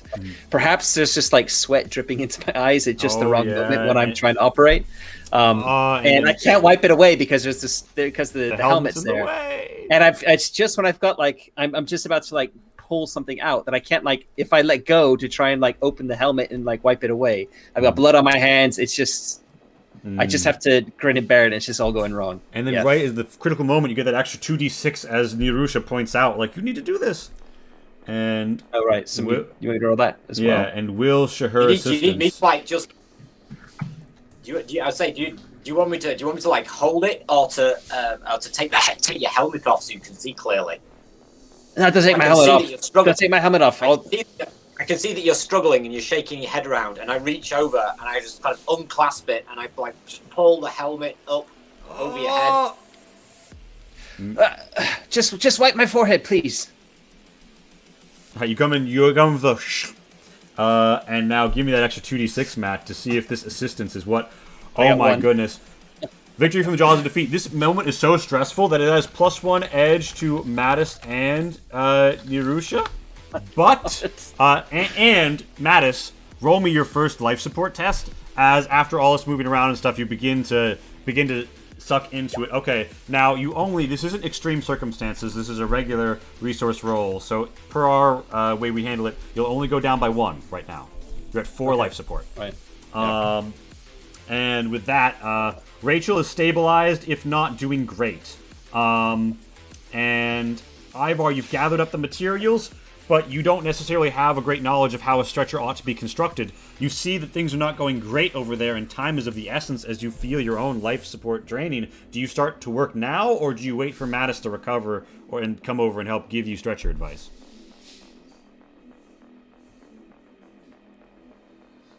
Ivar? Sorry, what? Are you you're gonna hold off and wait for Mattis to come over and help, right? Yes, that's correct. All right. Then Ivar waits. You get the materials. Mattis and Nirusha, as you rise from securing Mattis and getting all the bloodstained glass tinked out onto the ground in like a little tray you found from the bar. You see Ivar has gathered up all the materials necessary and is standing by to produce a stretcher to start moving these people. Can Nirosha drape the tent, like the fabric of the tent, over Rachel to give her some minor semblance of radiation protection? You could. And the pressure tent would have some semblance of radiation protection, and uninflated, it could be draped over somebody. It is a bit heavy due to its nature, so it will drag down the body, but if a strong stretcher is constructed, it should even out. Which leads us to the Ivar mechanics test, as he awaits Mattis's input on how to construct it. Yeah. I'll go do that. You see the likely bits, and I think Ivar makes a mechanics to the modifier. You have 3 points, yeah? Yeah, 3 medicine, yeah. All right, Ivar. Pop us that mechanics with a modifier of 3. And actually, if you use your multi to help you, 4 overall. Of course I help you to help me. Wow, yeah. With a... This is the best This is the best stretcher ever. With a super twist, Right. you can make a 1 suitable to move 2 bodies at once. For a +1 mod tool, double wide safety ski sled thingy. Yeah, you just make... Ivar produces the most MacGyvered ass emergency rescue radiation shielded thing imaginable. Ivar, you remember you once saw schematics for like a metabed that involved like deployability, and you were like, hey, yeah, I think they arc to the top like this, and bam, it all sort of flows from there. And your natural sense of mechanics and Mattis's input on no, this will need to be like that. You've got it ready, and while they're building that and putting it together in such a badass way, I noticed that I'm in the part of the bar where that rifle was. Can I have a look around to see if it's nearby? Give me a scroot with a modifier of -2, for you feel it might have been tossed far afield.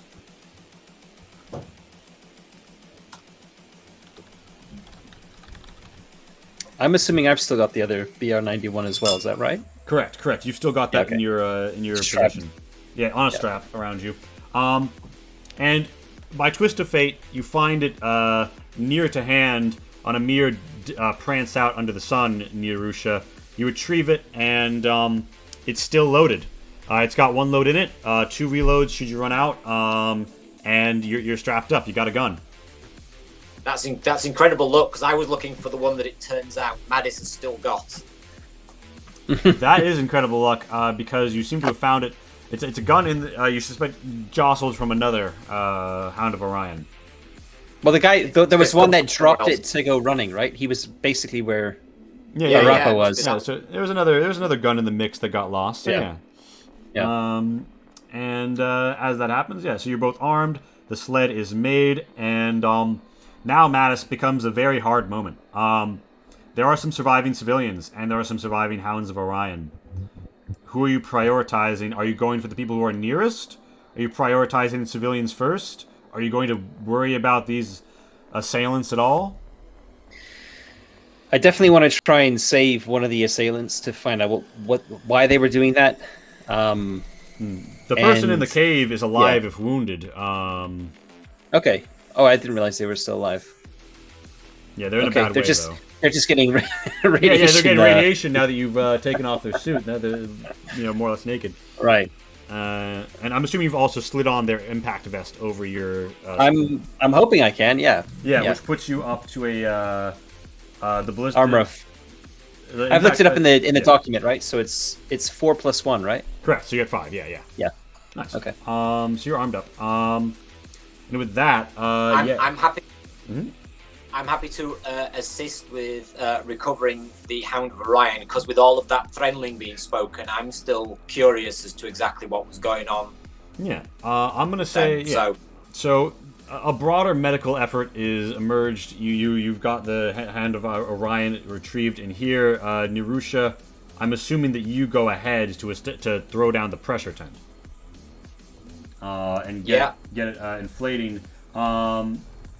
There is a lot of physical labor to be done, dragging a sled around a jagged environment. That is going to be an endurance test with a modifier of 1. There's going to be a lot of medical work to do to ensure that people don't die or get even worse off in transit. That is going to be a medicine benefiting from medical supplies for a modifier of 1. So as I see it, Nirusha, you head into the cave and to deploy the pressure tent. Ivar, you make an endurance to drag people around, and Mattis, you make a medicine to keep them alive. Let me know, anybody, if I'm overstepping what would happen or if I'm missing an element. No, that sounds about right. Yeah. So an endurance test for me too. Yeah. And Nirusha, the Hound of Orion, is alive for the moment, but not cognizant to answer any questions.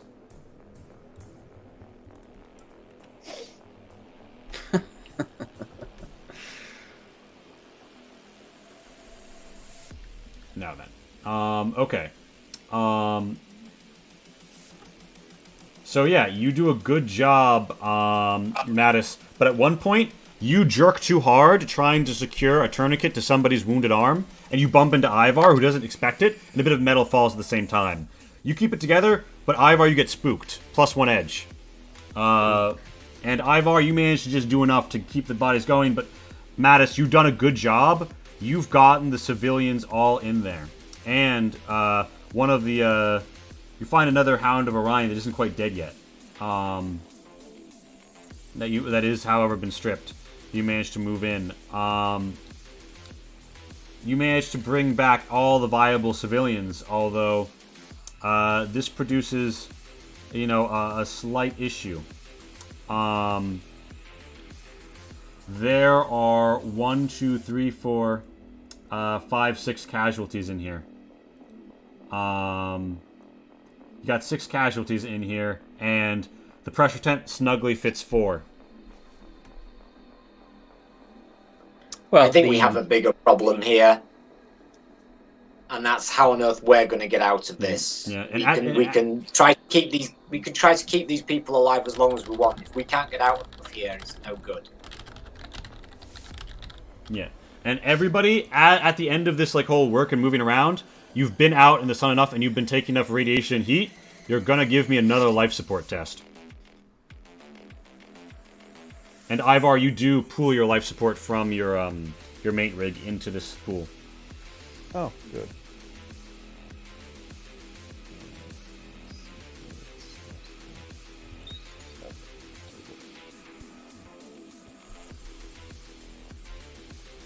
So you'll go down by 1, Ivar. And your mate rig and the TS spacesuit armors do stack, so just +1 to whatever the mate rig's armor is, which I think is 2. But yeah, you've moved it all in, and yeah, you're here, and I'd say, yeah, this is another group conversation with 10 minutes to go to the break. What gets said and what decisions get made in this emergency triage scenario where, yeah, you don't have presently a link to the outside world, and things are pretty fucked.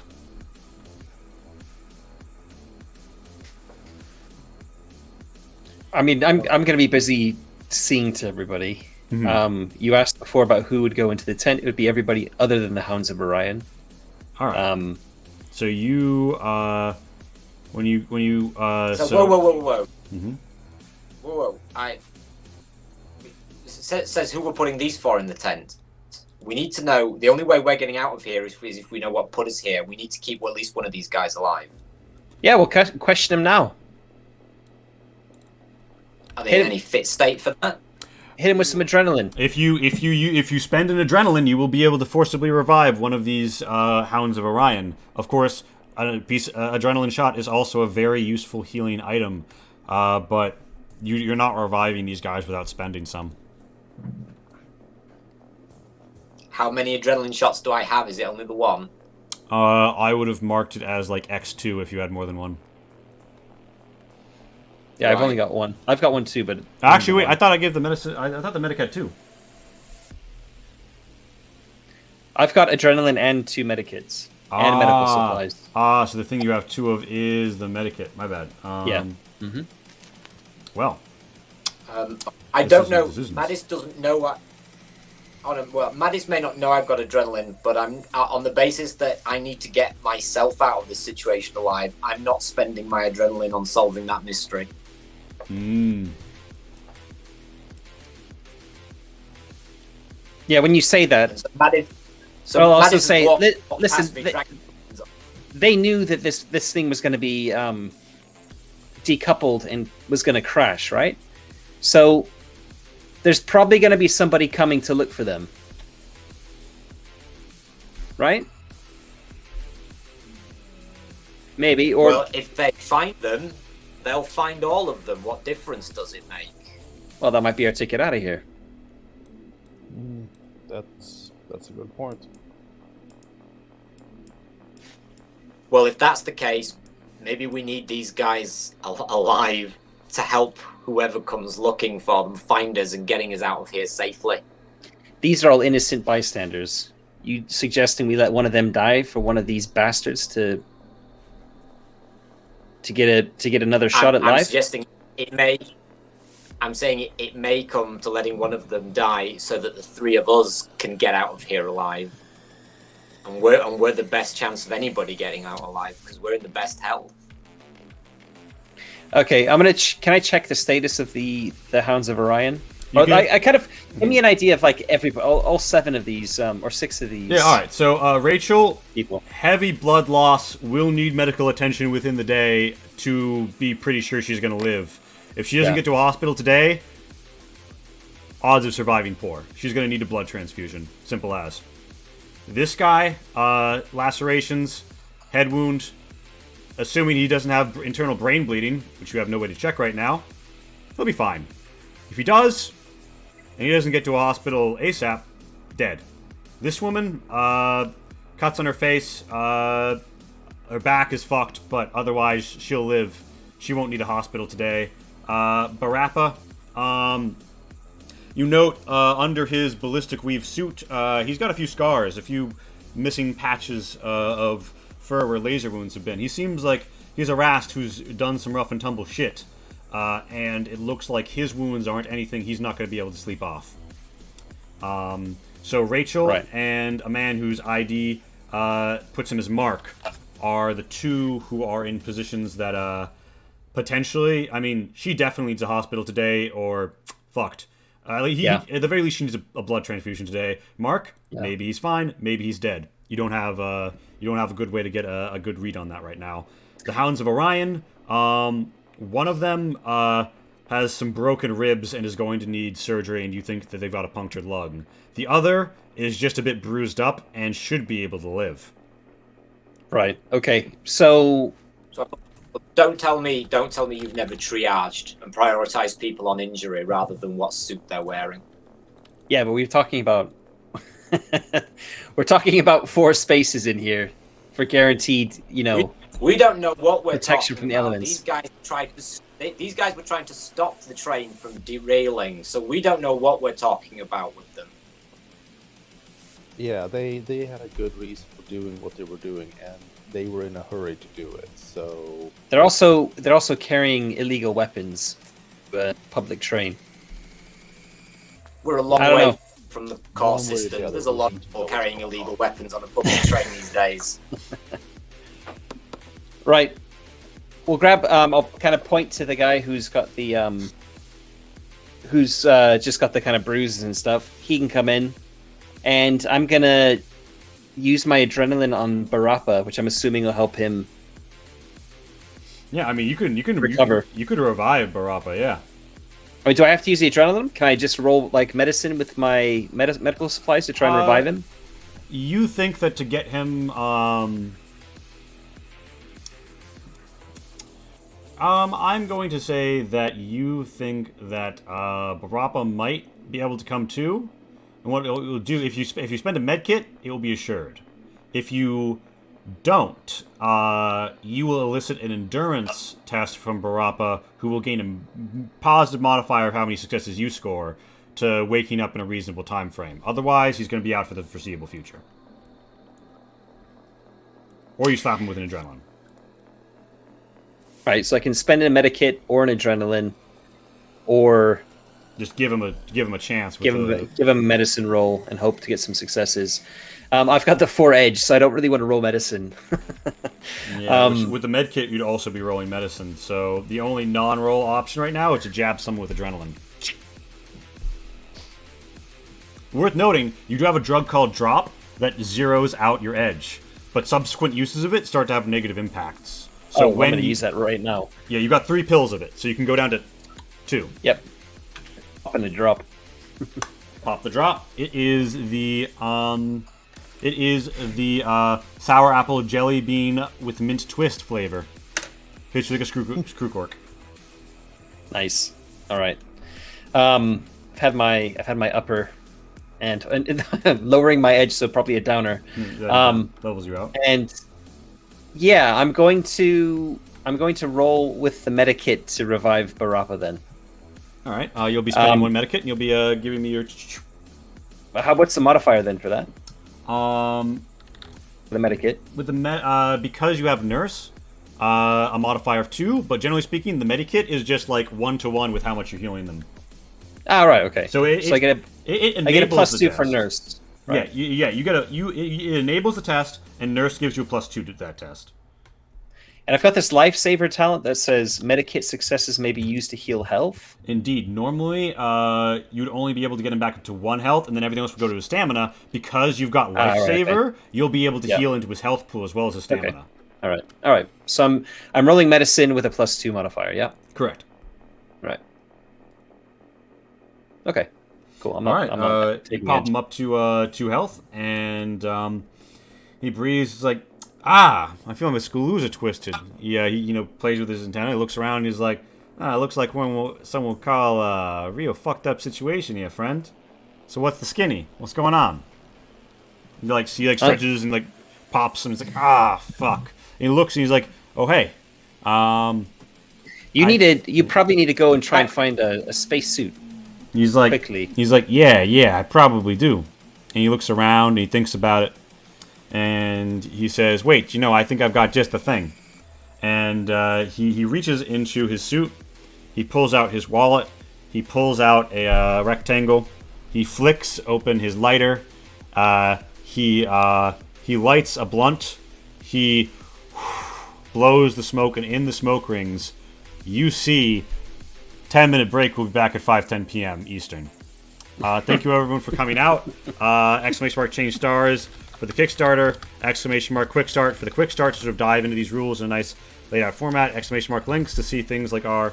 Oh, God, is the bot not working? Okay, it's just coming in late. All that to say, thank you for coming out. 10-minute break for everyone to freshen up. Thank you for coming out. And I think this has been an awesome scenario. We'll see how it plays out. Batman. What? I'll be right back.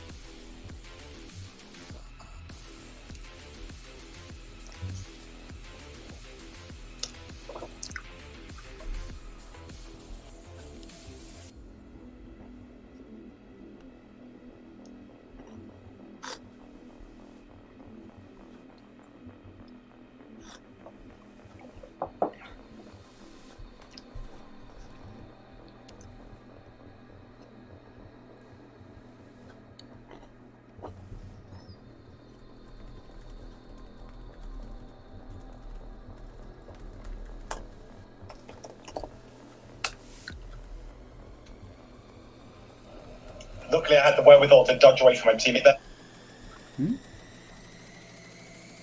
No, it's alright. It's just my Mac on in the background.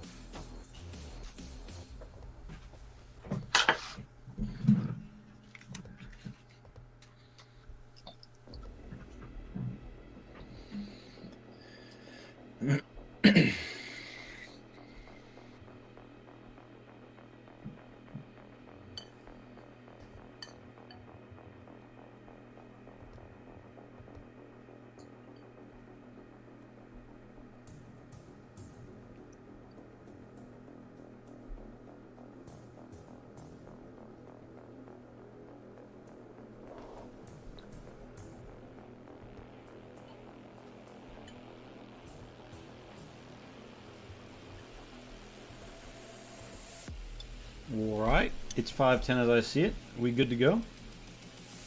Yep. Alright. Yep. Well,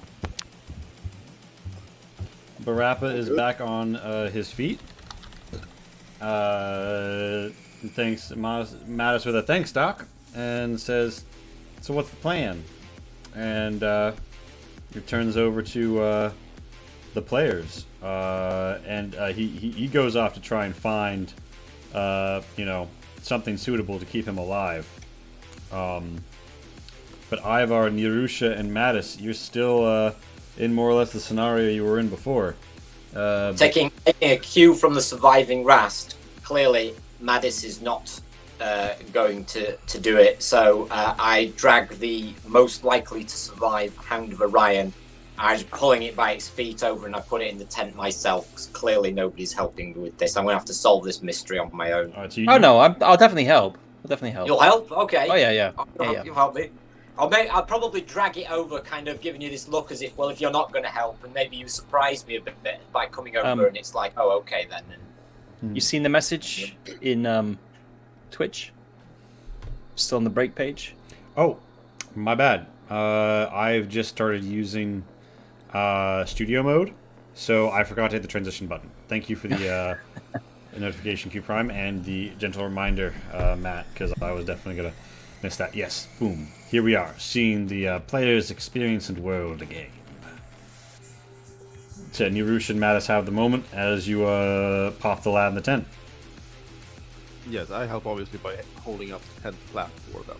Yes. I'll use some adrenaline on this guy, I think. All right, on the guy you've put in the tent. Yeah. All right. Before you do that, I have some things I would like to just clarify for my character's sake.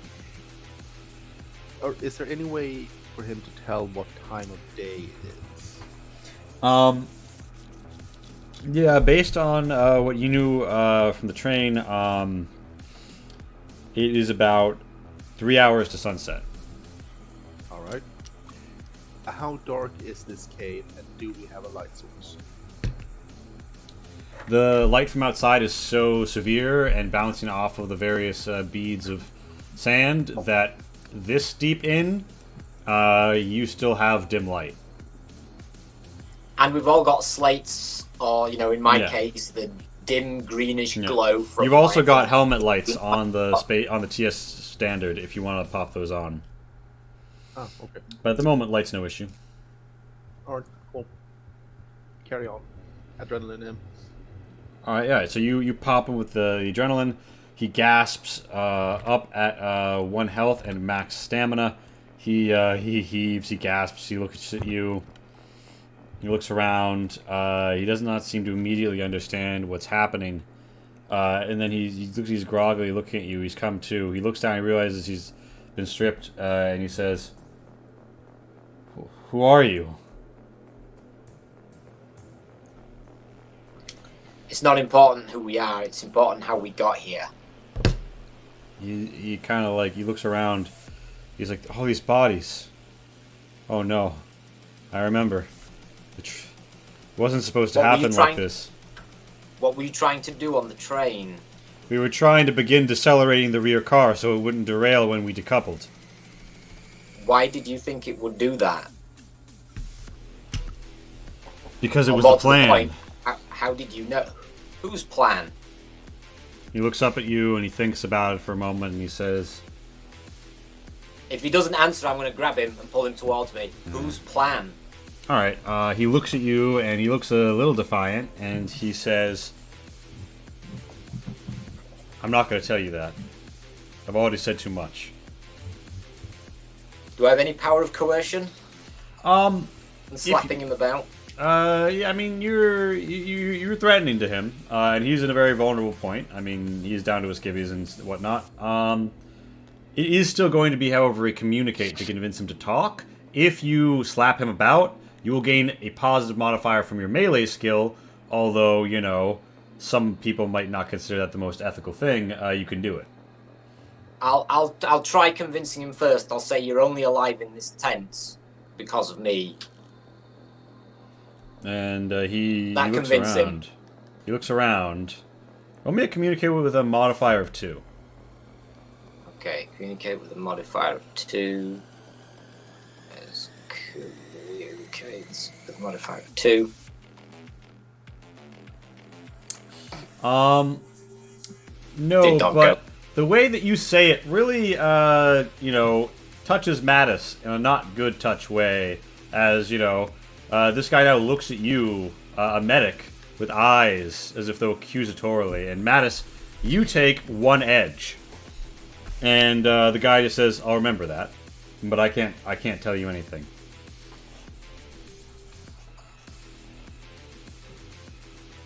He's trying to stonewall you. I'm just going to chuck him back down, forcefully discard him now. You pop him in the tent. It's 4 people fitting in here tight, so he jostles the other bodies a little. When he goes down, I'm gonna try the good cop bad cop routine. I'm gonna crouch down next to him, get out my my medical supplies, and I'm gonna kind of just very very calm and in a low voice say does it hurt anywhere? And just kind of fuss over him a little bit, apply an ointment to a cut if I see it or something like that. No, he's a little distrustful of you, so just give me a straight communicate. Because you get some bonus from what you're doing, but there's also a negative modifier for, like, you know, he now thinks that you weren't trying to keep him alive. But you manage to get through, and he's like, thanks. He sighs and says, look, all you need to know is that as long as one of our radios still works, on 774.4, there'll be a communication asking for where to set down. They'll probably sweep over the ruins as well. They'll bring one of the search and rescue shuttles after they've secured point 0. Oh, why did you derail the train? It wasn't supposed to go down like this. We were supposed to leave most of the civilians behind so that we could take point 0 without them being present for the attack. We'd come get them on the bird with the the train car afterwards. There's going to be an assault at somewhere nearby? Point 0, the station we were probably no more than a half hour out from before the right. Okay, everything point 0 is the happened. station, right? Yeah. Yeah. So yeah, I mean, you guys knew you were almost there, and he's like, yeah, point 0. It's the conduit on this continent between the northern and southern hemisphere. When we take it, we'll be able to cut off overland traffic and take control of the situation. I see. Well, look, if you want to get out of here alive, if any of us get out of here alive, we're going to need your help, all right? So, we're all a little bit on edge, but look, all I'm trying to do right now is keep everyone alive. I'm going to try and, like, make sure that my body's turned in a way that he can't see. I've got one of their rifles strapped to my back. And he nods, and he seems to be passively believing you, but not enough that he's going to, like, you know, divulge his whole story. He says, well, you need to get a radio tuned to 74.4 and just wait for someone to come by. When Maddie says trying to keep everyone alive, does she glance over at me and notice the look on my face? No. That's fine. Oh, my body. But yeah, so yeah, you've, this guy has told you no radio 74.4 at the moment. Without any further evolutions to the scenario, he's not going to divulge more. Yeah, okay. I'm going to see to the other customers, the other patients, while the other two can do something. The radio and tuning it in, right? Yeah, so Ivar, you have the slightly overcooked radio. It looks like it's going to need some repair parts to fully function. However, you should be able to scrap them from the train wreck outside. No problem. I'll head out to the train wreck and start scamming. All right, and while you're out there, give me a mechanics test to do that. And you see, as you're out there, Barappa come out in a suit slightly too large for him that he's managed to squeeze into anyway. He's like, "Hey, found this," and strikes a little conversation like, "So what's up with that radio?" Well, I'm gonna tune it to a frequency here that we got from one of our prisoners, and then we're gonna be able to have communications with with whoever did this. He's like, "You're thinking about talking to him? That sounds like tricky business, but listening in is probably not a bad idea. Got to figure out where they're going." Listening in, I'm not sure what the others are thinking, but listen for sure. Yeah. Tell you what, what's your name? I didn't catch your name earlier. Oh, I'm Ivar. Ivar, I'm Barappa. It's nice to meet you. Tell me, friend, you look a little tense. Do you smoke? No, I don't. You might want to take it up. And he proffers you a blunt. I'm good for now, but thank you. I might take it up on a computer. He puffs and extinguishes it and says, "Sure, Ivar. You and me, we should stick together." And meanwhile, back in the cave, Narusha and Mattis and this dude. Mattis, looking over everybody else, your earlier efforts seem to have secured them for the moment, although it's not going to arrange a blood transfusion for Rachel.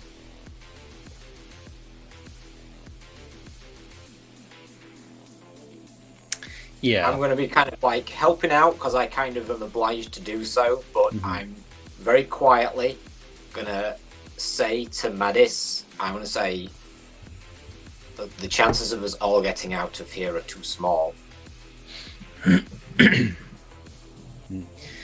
Yeah, we'll cross that bridge when we come to it.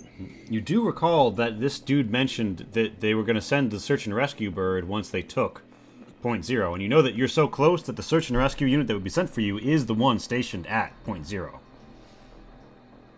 where they do have heavily shielded rescue shuttles for if anything were to go wrong on the maglev. So, can I formulate a plan? I say, Madis, look, saying, we have a gun each, and I have spare rounds. It says, everybody else is dead weight, the shuttle, and we can't take the station with them. It says, the best chance to get out of here is for you and me to go it alone, take the station, wait for the shuttle to arrive, and get out that way. But if you hope you can bring anybody with us, all you're going to do is secure our failure. And I'm going to just leave her with that thought and stand up and back off. And but between my adrenaline and my R4M, have I got anything that can heal me? And I can do that while she ponders mine. If you inject the adrenaline now, you will overheal to 6, and then 10 minutes later, you will go back down to your normal cap of 5 on stamina. Heal to 6. I mean, is it a bit too risky to wait until I make more damage to do it more efficiently then, or should I just do it now and max up? 2 health is not a wide margin to stand up by. Yeah, I'll while she does that, I'll lean against the cold. Oh well, no, maybe quite warm wall. I'll take the adrenaline out. I'll take the adrenaline out and I'll stick it in me, and I'll use this moment to recruit myself to full health. Because whatever we do next, I'm going to need it. And presumably, you're not trying to be seen by Mattis with the adrenaline. Yeah, I'll just do it as discreetly as I can. You could, pop me around a corner. No, I'll kind of try and do it with just one hand, yeah, sideways, so that it's hidden from view for her. Mattis, when Narusha retreats out of sight from you, are you kind of like eyes in the back of your head mode, or are you just caring about the? You only care about the casualties. I'm still patching up people. Yeah, you're doing kind of your just work. moving around here. Yeah. No, yeah. Popping in the pressure tent, doing this there and there. Oh yeah, you're not paying attention. You don't notice. Once the adrenaline's taken and I've discreetly gotten rid of the canister, I will say if there's anything I can do to help, just say. Yeah. Yeah, you can help me. You can help me patch these people up. What? So you and I noticed you have a bit of skill. I could tell before when we were getting Rachel. So I'll move over to the bodies. I'll say just a bit, but I'm only used to patching up myself. I'll nod at that, but I won't say anything. I'll wait for whatever minor directions and instructions Madis wants to give me, and I'll just kind of hold this or kind of tie that, and I will do whatever's necessary, whatever she kind of instructs. I'll just take her lead. For sure. I mean, you help out, and Ivar, you get the radio fixed up and tuned in, and Barappa says, "So how's it looking in the cave? I saw there were a lot of wounded people." I think it's pretty bad. Yeah. I'm no medic. Barappa looks out and says, to the others, but with these suits on, once the sun goes down, I think we could make it to Point Zero.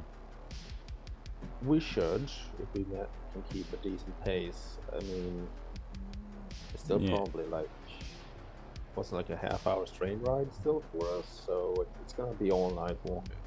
But it's possible. Yeah, I think we might have been close. We might be 10 minutes out. I mean, who's to say? You know, things kind of turned sideways there at the end. I wasn't checking my slate at the last minute. Who knows? Yeah, it's very true. Very true. So I mean, yeah, we walk along the lines. Maybe it takes us all night. Maybe it takes us a few hours, but we get there and. Yeah, the tricky thing is the others they interrogated one of the attackers, and apparently they were going to take control over the station and cut off communications. And we. By the way, if you have any way, Vincent, of increasing your volume, I assume you're talking kind of quiet because it's super late there. But if you have any way of, Oh, sorry. You hear me better now? yeah, a bit. Yeah, that's better. Okay, cool. Yeah, they were gonna take control of the station. We learned from them, so. Ooh, so that's probably a shootout. But I mean, if they're at the station, then maybe the search and rescue people might not have been launched. Exactly. I mean, We can't sit around and wait for anything. And I mean, even if they were sending some people to pick up the guys, I mean, if there's a stalemate out there right now, maybe nobody's coming. I mean, we can't wait. No, you're right. We should listen into what we can get from this radio and then Yeah, I make agree. more final Yeah, decisions. yeah, let's listen in. Hopefully it might be the way to go. No, Ivar, when you get it together and you tune it in, Barappa's like, yeah, let's see what's on the radio. Tune it in. Do you tune it in out here where it's just you and Barappa that would hear? Yeah, out here, so we don't have interference from the cliff walls. Being inside the cave. You tune it. You don't immediately hear anything. You do mostly hear static. And kind of like you hear like at the edge of your detection range, you hear some. And because you got the extra twist on it, you managed to you've extended the range a little, and you hear on the radio something like, "We've taken the comms tower." Issue. All right, unit up there. Can't get to the hangar. Leave them. Fuck. Switching. You hear less and less. And then there's just blanks. Barappa looks at you. You look at Barappa. And Barappa says, well. Sounds like something's going to be going down. Things might be settled by the time we get there, but, He looks around. And he says, these types, probably the enterprising fellows. Maybe we go out there and we strike a deal. Whoever's won, we find the reason they're interested in cooperating with us. You and me, big guy. Yeah. I mean, you seem like a handy fellow. Anybody would want you, especially if they're at some place that's been shot up. Yeah, absolutely. Now, what about your friends? What are they to you? How do you know them? I don't know. We were been talking on the train ride a little bit. I don't really know them since before. Humans, a medic. What about the Thren? They look like they know how to punch someone up. I don't know. From what you see when the fight in the car train went down, I mean, it's Yeah, my kind of person to be on the side of. Yeah, I think we stick with them, and I couldn't help but notice they got a survival canister with extra life support. You might want to be getting on that juice train. Yeah. I don't think these attackers were interested in harming the civilians. The guy we interrogated said as much. Yeah, well, he gesticulates around and says, "It's about how much intent counts for out here, buddy." Yeah, I'm not sure I buy it entirely either, but they also didn't just gun us down and do their thing. Fair enough. Weird that they wouldn't be using trank rounds, though. I mean, that was fucking live spitters straight off, not the usual Trinity fare. Well, out here, who's to say? Yeah. We should go back in and see what's going on. Let's head in. Barappa, kind of comes up with you. Inside, you guys have finished up Mattis about all of the healing that you think is going to get done. From here without spending further resources. You've got everybody more or less stabilized, although you do not manage to arrange a blood transfusion unless you want to try something a little fury roady here.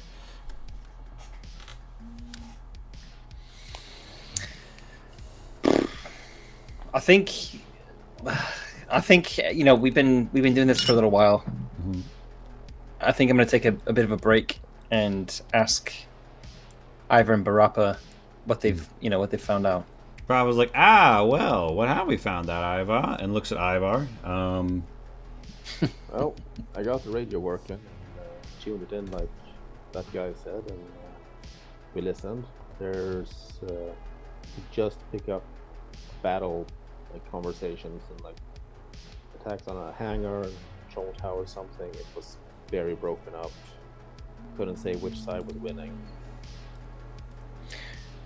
So maybe nobody coming for us anytime soon. Maybe not. We might have Nobody coming for us, but maybe someone going for them. Hmm. Yeah. That shuttle was presumably going to have to carry, what, 6, 7, 8, however many troops. We could fit everybody in here in that shuttle if we can go and get it. And I'll turn over around to Madis and I'll say, and if they can last long enough, we can take them all with us.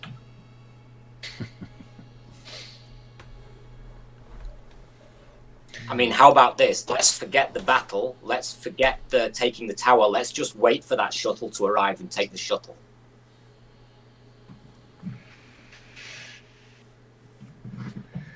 Yeah, well, I don't want to die here. Yeah, that's how we're assuming that if they send a shuttle here, that there's just like a pilot and we can overwhelm them. Barappa says, well, here's the thing, lads. What if none of these fellas call in saying that they need a medevac? Or what if somebody looked behind them, saw the derail, and figured everybody was done for? Or what if the Trinity's bearing down and these suckers have one shuttle? Are they going to swing by to pick these people up, or are they going to get out of Dodge before the authorities arrive? Who knows? There's no guarantee. Maybe the plan was a shuttle to come by. We need to take control. We can't risk the shuttle coming here for us because it could have a load of troopers on board, and I'm not going through that again. Yeah, what if they show up here, we're outgunned, and they decide they don't want no witnesses? I think we have to go and get that shuttle when it lands at, what did they call this place? Point zero? Point zero, that should already be. How close were we? It's hard to say, unless you have some means of, I mean, so like you're not on the mesh, you don't have anything to say other than if you check your slates, your last known position is still displayed. And based on the last position before the attack happened, you were what would be about an hour and a half's hike. Right. You might be able to make it through burning a lot of life support during the day. Or you could wait for a time and then go during the night. It's been maybe a half an hour, so 2.5 hours until night. You could go as the evening sets, strike a compromise, make it out with not too many life support rolls, but...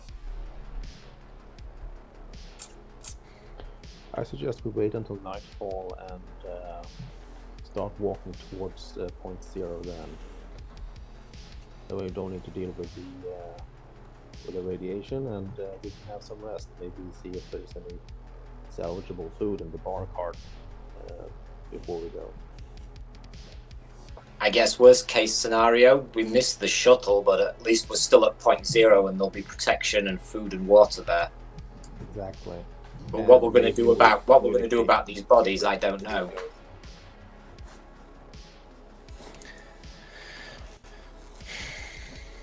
I'm going to look over to Madis, suggesting that this one is because I've suggested that this option leaves the wounded at greater risk because we may not be able to come back for them. As you do notice that this dude is kind of like awake and trying not to seem too alert, but he's definitely stiffened a bit as he's heard these things. He's awake. He's been awakened. He's got a jolt of adrenaline. He's fully aware. Yeah. If he moves, I'm gonna kind of move closer to him and try and look ominous, like if he moves too much. Yeah, he's. Do I notice that he's moved? Do I have to roll for that? No, you've noticed that he's stiffened up a bit. Like it's not too hard to see. He's very deliberately not making any big motions though.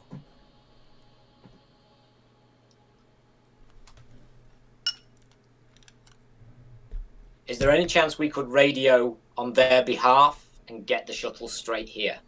Do you say that out loud, or are you asking me? I'm saying that out loud because he said they were going to call for a shuttle. He would pipe in and say, "If I make the call, then yeah, I could try and get people out here." All All right. Well, if you don't make the call, you're going to die here. All right. Well, then And give I'm me not the even radio. gonna have to be the one. I'm going to look over to the guys with the radio. So this is your call. Barappa's like, well, Ivar, what do you say, huh? Well, the medevac shuttle does seem better than walking. And it is the best chance of saving these guys.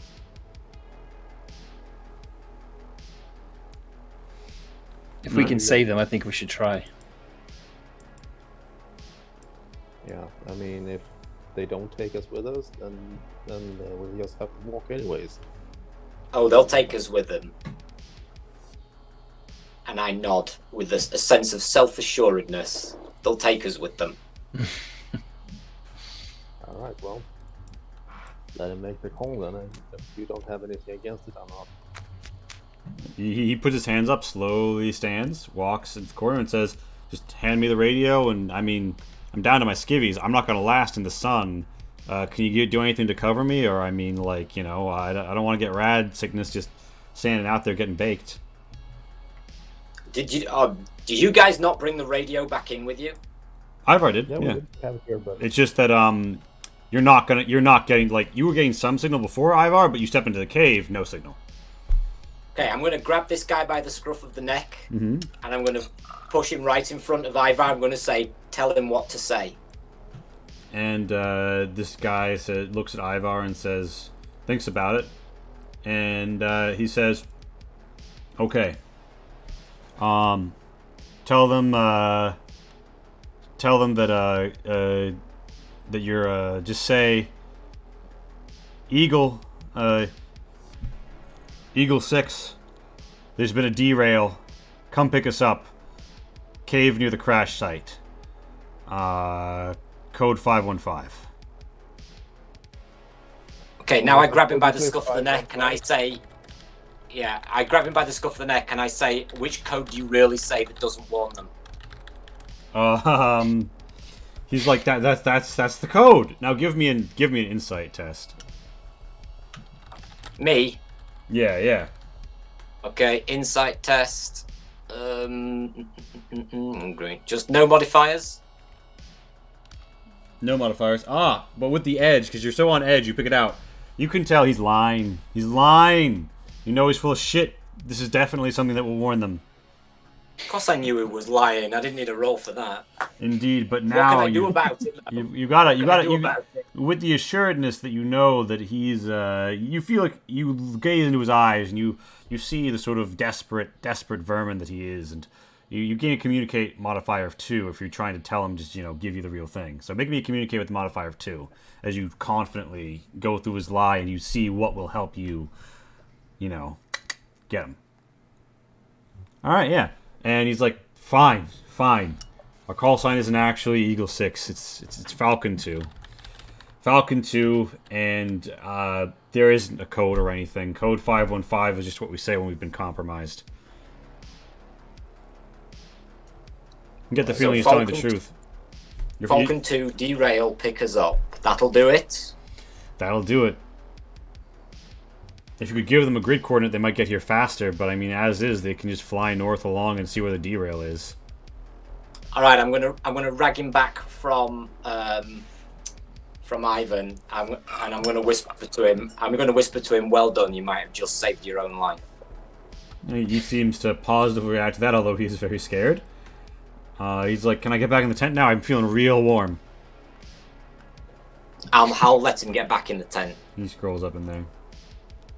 So, Ivar, Mattis, Narusha, Barappa, you've all just heard that. You've all just seen that. What course of action do you take? Well, Ivan, you're going to make the call. It's with you. So, I guess I'll just should go out and make the call then, huh? All right. Mattis, your patients are all tended to. Do you go out with Ivar or hang here? Yeah, I think I'll pop out and just see what's going on outside. All right. When she goes, can I try to stop her? Yeah. Yeah. So you step in between Mattis and the way out? Sure. Yeah, when she's on the way out, I stop her, and can I give her one of the 2 clips that I picked up? Yeah. You want to just like palm present? Yeah, I'll just palm that because we've both got a gun and now we've both got an extra clip. I put that hand and I look her in the eye and I say, "You're gonna need that." Thanks. All right. So Mattis +1 reload, and you head out with Where Ivar. do I track that?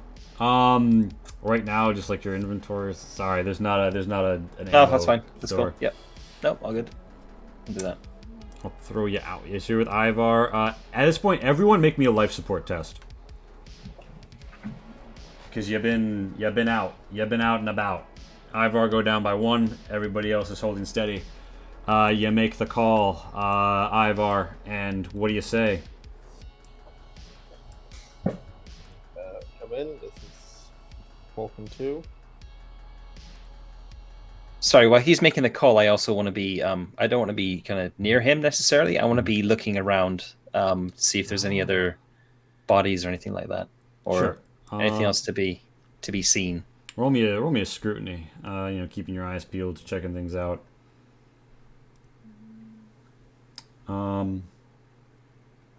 Yeah. So as the call is being made, Ivar, you're having you're not quite hearing anybody responding to you yet. But Mattis, you notice that on one of the bodies over here, this dude seems to have had something like tucked into his that he had a death grip on. It looks like this guy had a stun gun. And you come out near his body, you see he had a stun gun, and on his person he has a jab of adrenaline. Right, I'm gonna take that then. Stun gun, and you gather that up. You look around. Otherwise, it seems you've recovered all of the bodies and such. But when you come up here to look at the cage, this area, the ruined machinery area, you do find a VS-101 bolter and X2 bolts as well. A pretty serious industrial tool, but also a deadly weapon in the right hands at close range. I'll probably tell Ivar about that, but I'm not going to pick it up. I guess I'm full. My inventory is full anyway, so. Oh, okay. Like you've gone like so. There is a Roman numeral on the bottom right. Yeah. I've got all 8 full. Yeah. Oof. You can make a note of them in, I guess, your bio. I'm sorry, that is a shortcoming of the character sheet. No, that's all good. It's all good. Yeah. But yes, you handle that. We pop back inside as Barappa's like, so, Nerusha, was it? You seem like you know how to handle yourself. Who do you work for? I work for myself. Who do you work for? I'm a free agent myself recently. Did a little time with some associations on Alcos. Decided I'd come out here and maybe the weather would be good for my health. Maybe, I guess we all thought that. Yeah, well, here we are. And he kind of is talking like, you get the sense that he's beginning to suspect that you're maybe not just another passenger. And he's perhaps suggesting he's not another passenger either. He says, yeah, you know how work is on Alcos. Sometimes when fortunes go up, someone's got to put a pair of ferrocrete boots on someone, make sure it goes down, eh? People really splat when they hit the gelatin sea a couple of leagues below. I've heard that story before. By the way, you didn't happen to find your knife on the way in, did you? That thing looked mighty handy. Ah, yeah. He whips it out, and he's like, "Oh yeah, this one. You just prick him with it, and blood goes everywhere. Shame I screwed up getting that guy in the neck. Sorry, cable car was popping around. Maybe I had a few too many drinks before it started, but I got you next time." Oh, more helpful than the guy that hid behind the bar. Ah, well, what can you do? Some people are not used to this line of work like we are. I don't respond to that. I just look at him and then step cautiously kind of over back towards the pop tent as if I'm just inspecting the still alive guy, intentionally avoiding an answer. He folds his blade back into his suit, and yeah, you guys out here, Ivar, you managed to raise a radio frequency, and after a moment they say, Falcon 2, you survived. We saw a situation at your fucking hit it. God damn, finally. Hey, are you reading me, Falcon 2? Is the signal clear now? Yes, the signal clear. We have seized the comms tower. We are still in tight combat here. What is your situation? Full disclosure, I'm not actually Falcon 2. I'm one of the passengers on the You're train. what? Yeah, we have one of your guys who gave me this call sign and radio. What do you mean you got one of our guys? We need medevac for 8 people. We crashed. Well, we haven't seized the hangar, so when the Trinity stands down, maybe you'll get a medevac. Get the change the combat channels. We've been fucking compromised. You hear a ting. I look over at Mattis and well, so much for honesty. Yeah.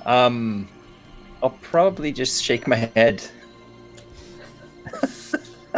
So unfortunate I'm not present in this conversation. You should not hear that. That's a good thing.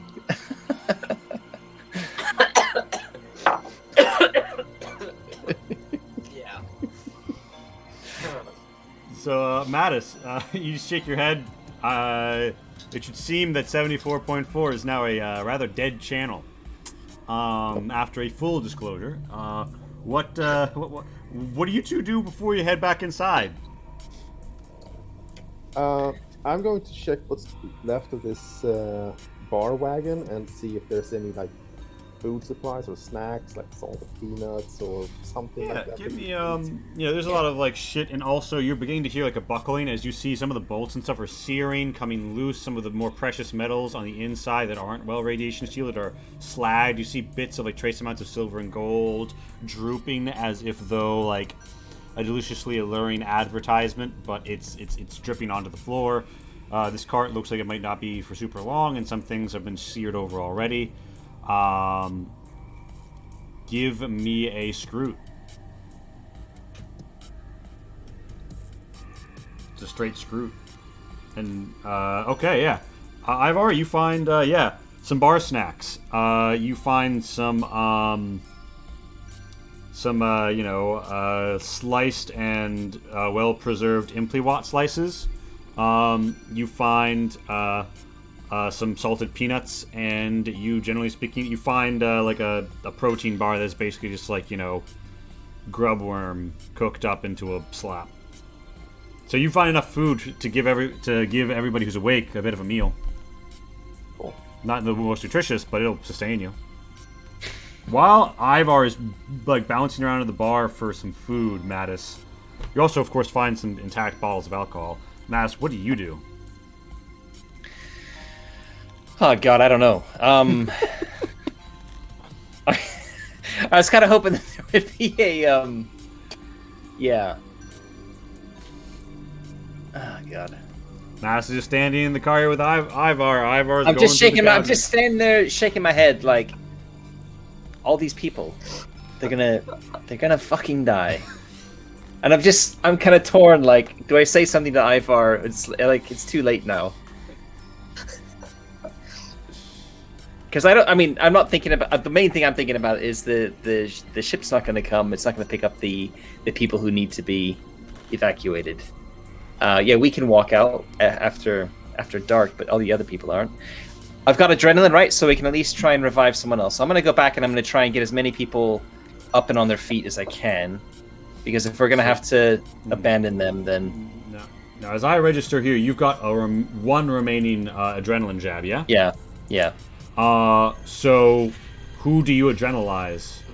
Of the civilians who are down, this woman is basically guaranteed to be fine. Mark may or may not have internal brain bleeding. Rachel needs a blood transfusion. She won't get that far before I ask what's the news. When are they coming? Yeah, Barappa's like, yeah, you raise anybody on the radio? I hope that Ivar guy's slick. He didn't really strike me as a ventriloquist. Ivar cocked it up. No one's coming. Are you fucking kidding me? What the fuck did he tell him? He told him the truth. What the fuck? Tell me you tell him the truth! That is the last time shake... I ignore my gut instinct to shoot somebody. Look, we're gonna have to walk out of here. Oh my god! We're getting out. The block. I'm gonna try and revive. I'm gonna point at Nirasha and say, "I need your help to try and revive as many of these people as we can." Hey, fucking eye! What's going on out here? This is goddamn amateur hour. I thought you guys were some sort of slick smuggler types. Noodleshit at least knows how to do his damn job, but gesticulates. I'm looking at the rest with just discontent because that's not helping. I'm looking at Madis and I've got this calculating kind of in my eyes, and it's like yeah. It's like yeah. So from here, right. to revive someone, you will need I'll help. I'll help her. I'll help her revive who she wants to revive. Yeah, and by this time, this body has gone entirely motionless. Yeah, not gonna be making it out. If you spend, can I signal? Can I signal to the rest that I want a word at some point? But yeah, Barappa is going to be hanging around to try and get catch a silent aside with Nirusha, and Mattis. So you're going to have to spend some of your medical resources to revive people. Who's getting the jab of adrenaline? And if you want to spend it, who's getting the last medikit? I think we might need to save the medikit for our way out. So the adrenaline is going to be for the lady who, for sure is that one. Yeah, she's awoken. She's like, oh my god, what's happening? Oh shit! Oh, my whole body is in pain.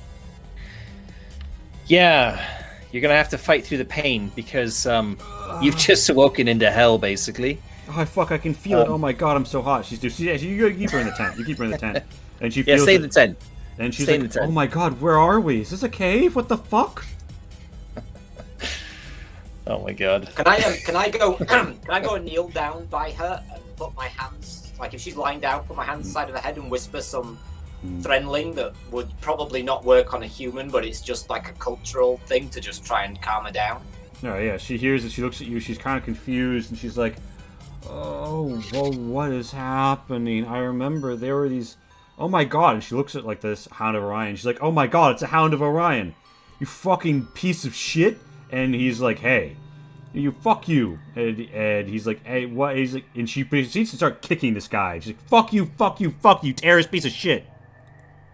Can I signal to Madis to get him away from her?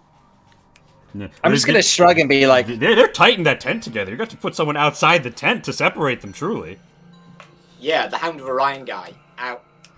That's what I'm look, like, Madis, get this guy away. We all just need to calm down, all right? We need to get out of here. You were behind the fucking attack the moment I saw that scatter attack. Fuck you. Oh my god.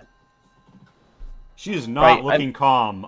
Someone's gonna. I'm gonna try and use my nursing skills, which I don't personally have, to try and get her to see sense. You know. Is there some sort of role I can make, like communicate or insight? Can communicate to like try and like calm the situation. Yeah. Okay. Well, if Madis is going to sit down next to the woman, I'm going to go around the other side. As you do this, Ivar has walked in. As you are dragging this guy out of the tent. I'm dragging this hound out feet first. I'm going to drag him out the tent and just sit him up against the wall. Ivar, you hear violence and see Nirusha removing someone from the tent. And I'm going to say to him, she doesn't seem to like you very much. He's like, it's not my fault. And yeah, so Mattis, you managed to calm this person down. She informs you that her name is Welna, and Welna informs you, look, I'm a systems engineer, and I'm responsible. I was being moved south to do a network inspection. There have been lots of dispersed telecoms attacks, denial of service, everything, and it's been the fucking Hounds of Orion. They're an F3 breakaway group. Those fuckheads don't even use tranks. They go in with live rounds in civilian scenarios. This is all their damn fault. They're fucking reckless as shit. I don't even care if they're separatists, but oh my god. Innocent people are gonna die because of them. Okay. Alright. Well. If I've heard this, I'm going to say I get the feeling they already have. And the Hound of Orion says, the Trinity forced our hand. There was nothing else we could do. And she's like, fuck you! You could have held a goddamn sign like everybody else. And she turns to Mattis and says, where are we? What's happened to the... What happened to the front of the... there should be... Fuck. We derailed. But if the front... Put a hand on her shoulder and say, calm down. Listen, do you know where there might be any suits on board to protect against radiation? Because you're gonna need one to walk out of here. She's like, the central car, the front car, and the rear car should have one, although it's tucked away in a pretty hard place. If you didn't know where to look for it, you might not be able to find it. I mean, I don't know that much about trains, but like, you know, like everybody else, I'm in new transit memes for urban-oriented fiends. You know, it's a common Mechlin group. So you know, I've seen the diagrams. You want me to? Without being too specific, I'm going to say out loud and say I'm sure we could free one up nearby if we really needed to. Amazing. Barappa looks around. Ivar, do you think that how do you feel about the current situation? Would you be reacting at all, or just letting it happen? I'm mostly letting it happen. I'm sitting down against the cave wall here.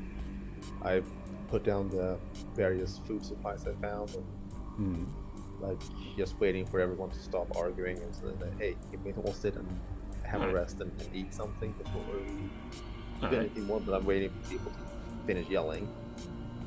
All right.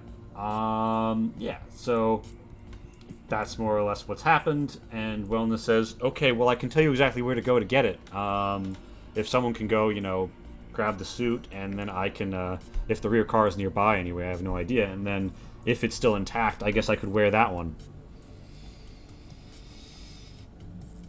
That's a big if. Yeah, well, otherwise, I guess this is his pressure tent. I don't know what to do other than that. I don't know, maybe our mechanic can earn his way and put some wheels on it. Alright, you're not sure that this would roll well across the desert outside.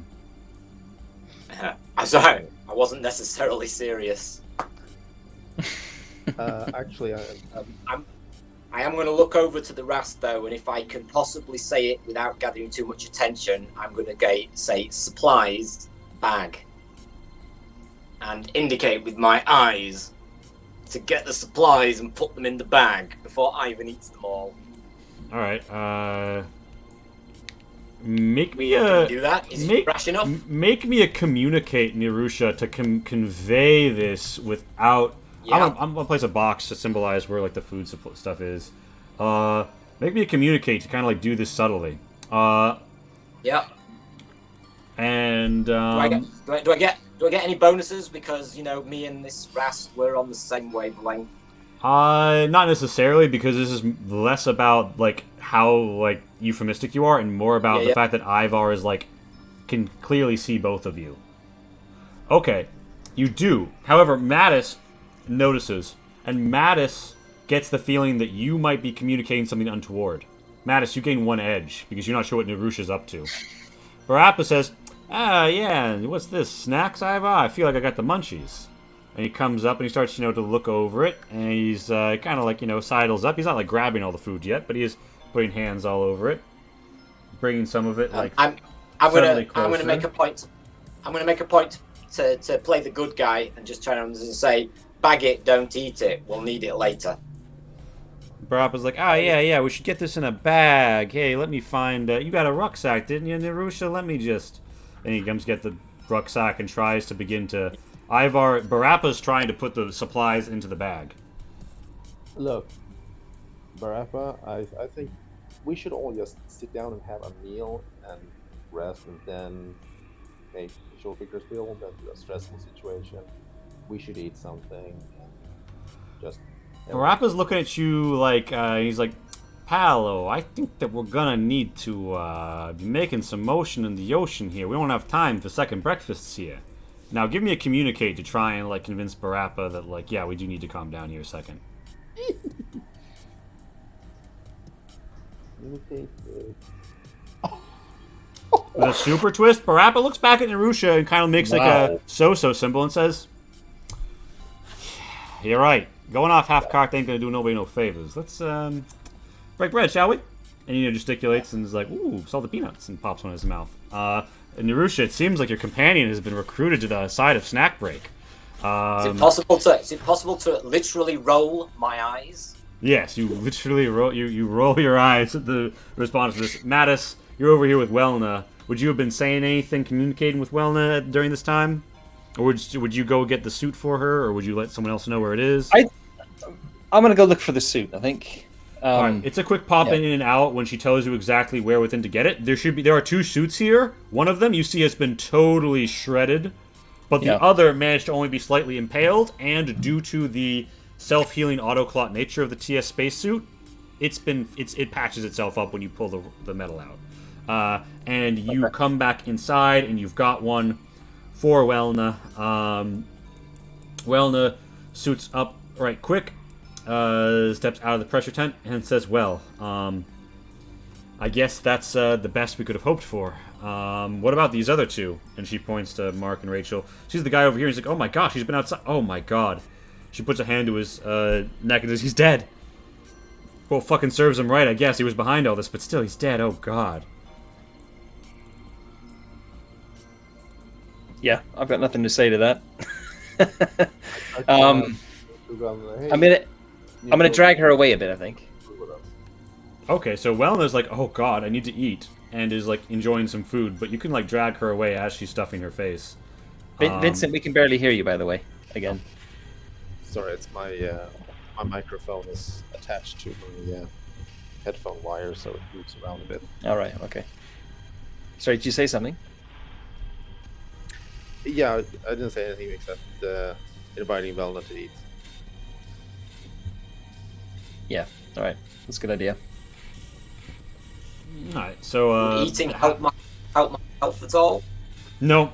That's like physical damage to your body. then. You're gonna need something pretty heavy to help that. Yeah, the Hound of Orion whispers in your ear, Nerusha, that somebody needs to do something pretty soon here. It doesn't look like your friends are all on the same page. Listen, it's unfortunate we wound up on opposite sides of this battle, but I respect you as a warrior. Just help me get the radio, and I'll get them out here.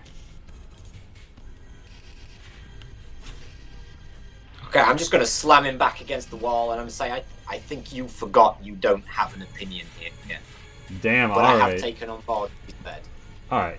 So you pin him to the wall. Mattis, you witnesses that as you drag off Welna, and Welna leans in and says, "Who the fuck is that Thren? They look like they have an anger problem." Yeah, definitely. Let's just let him do his thing, and yeah, he seems ready to roll. But what's the plan here? What's going on? As soon as it gets dark, we're gonna. Yeah, go on. I was going to say, can I look around and find out where the radio is? Yeah, I mean, I'm pretty sure it's still on Ivar. It's still... Oh, it's on Ivar. I don't see any Ivar, I presume you... There is a radio slot in your maintenance rig. I presumed you slotted it to it, but if you'd like to declare it's anywhere else, feel free. No, absolutely. That's where it is. Alright, so it's like on front chest of Ivar, slotted into like a little like strap bit, like impossible to just steal off of Ivar without being noticed. It is down in like a worker rig radio slot. But in the meantime, Mattis and Welna, you're in a corner having a talk. So Mattis, what are you saying to Welna? Yeah, I'm just basically telling her what the plan is that we're gonna wait for the sun to go down, and then we're gonna make our way to the station as quickly as we can. She nods and she says, "All right, well, 2 people in that pressure tent. It should be close, but with only 2 people dragging on it and unconscious, I think that they should be okay while we're out. But we're gonna have to make this a quick turnaround." Yeah, for sure.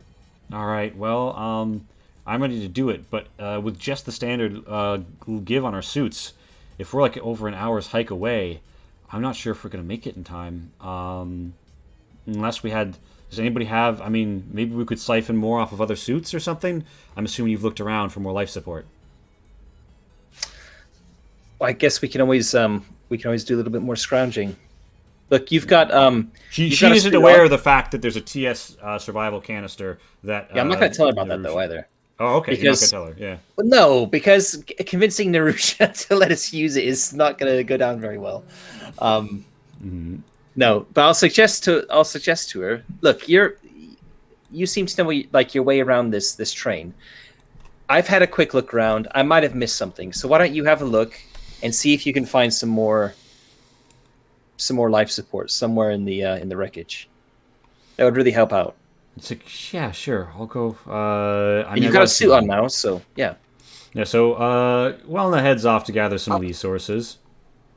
While she looks, can I go talk to Medis? Can I just like walk up? Could you just point to the Rast? I'm not going to even look at Ivar, and I'm just going to look at the Rast and just say, "Watch him," pointing back to the Hound guy. As if someone asked the Rast to watch. Yeah, Barappa looks over and he's like, "Oh, don't worry, I'm not taking my skaloos off him." And then Barappa euphemistically wiggles his skaloo. So I'm over with Mattis, yeah. I'm over with Mattis, and Ivar will probably hear what you're saying at this range unless you go like deep into that. Okay, so I'm going to make an eye movement. And even then, I'm going like, to make an eye there's a chance. movement and a very subtle nod of the head. Mm-hmm. So I'm going to indicate that, like, I want to go further away over into that. Is that a sinkhole on the right hand side? Or It is a bit of a depression. It looks like there's been a collapsed tunnel here, so you could like get up on the sides of it to talk. Yeah, just as far away as it's safe to go. No point taking a risk. Just stand me right into the middle of the ominous hole there. Oh, yeah. No problem, no trouble at all. Yeah, so you two, Madison and Narusha, what do you say in this conversation?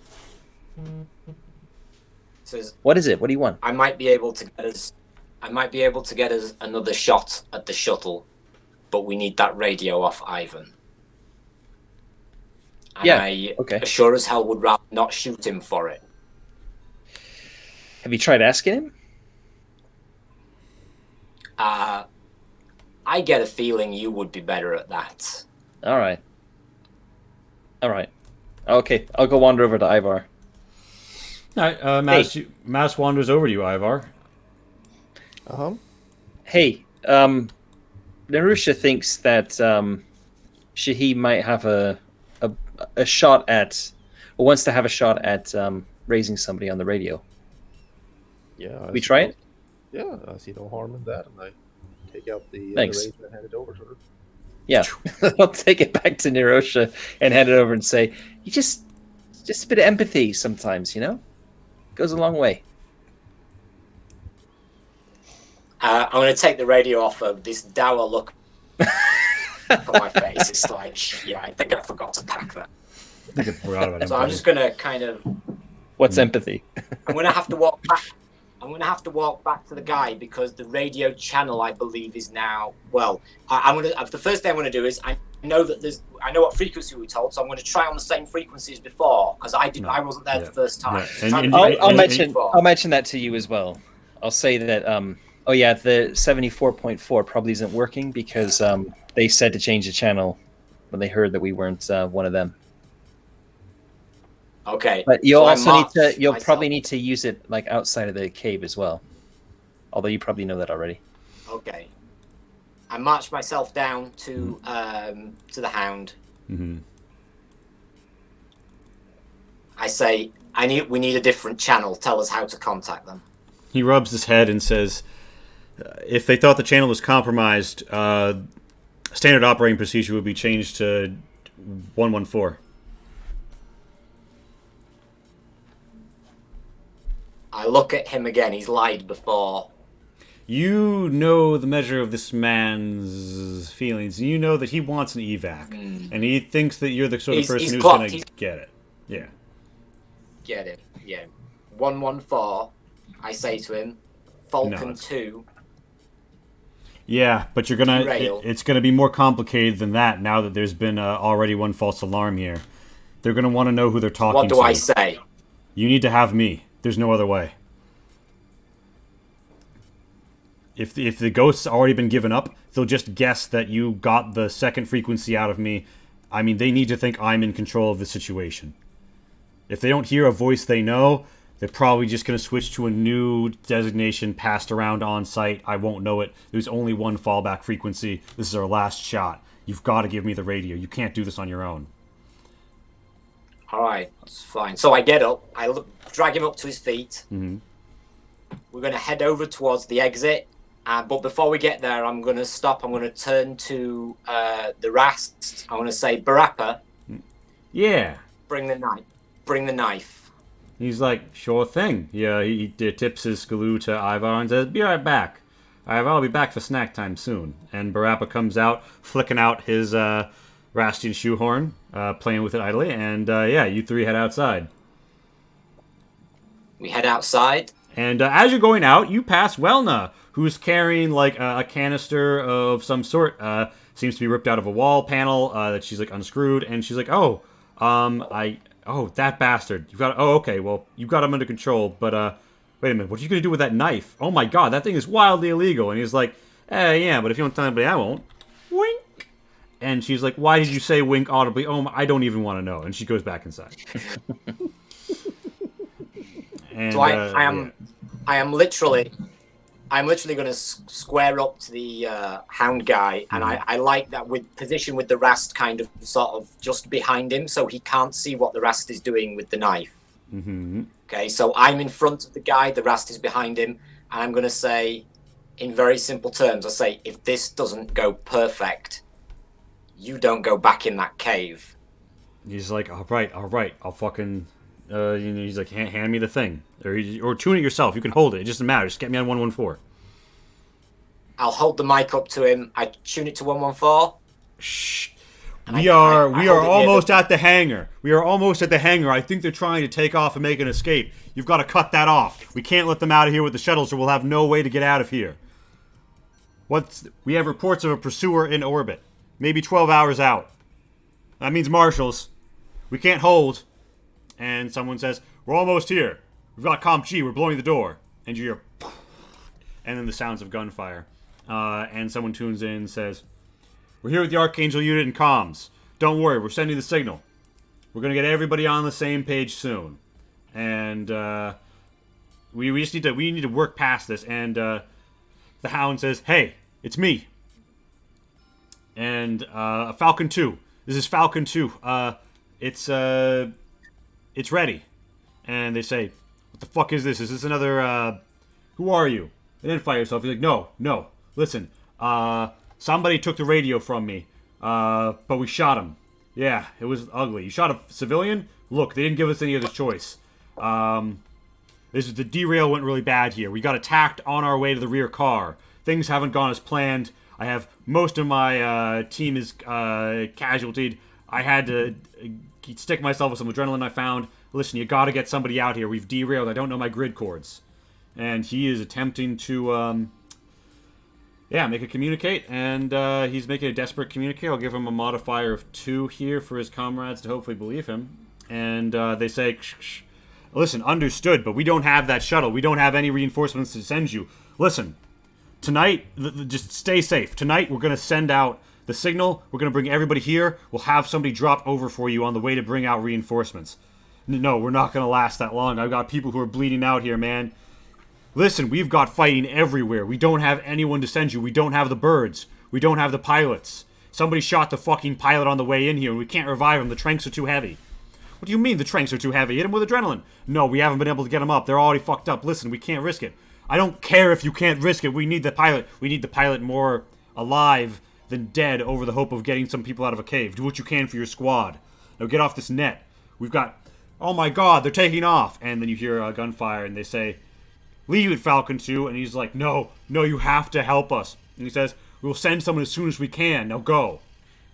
And he just looks at you, terrified. And Barappa kind of like leans behind as if though to say, is this the part where I stab him in the back of the heart? And I nod. All right. One brutal execution attack later. Well, let's. To be fair, you do have to roll the execution attack. I'm not doing the executing. Yeah, you're not doing the executing, but somebody has to roll it.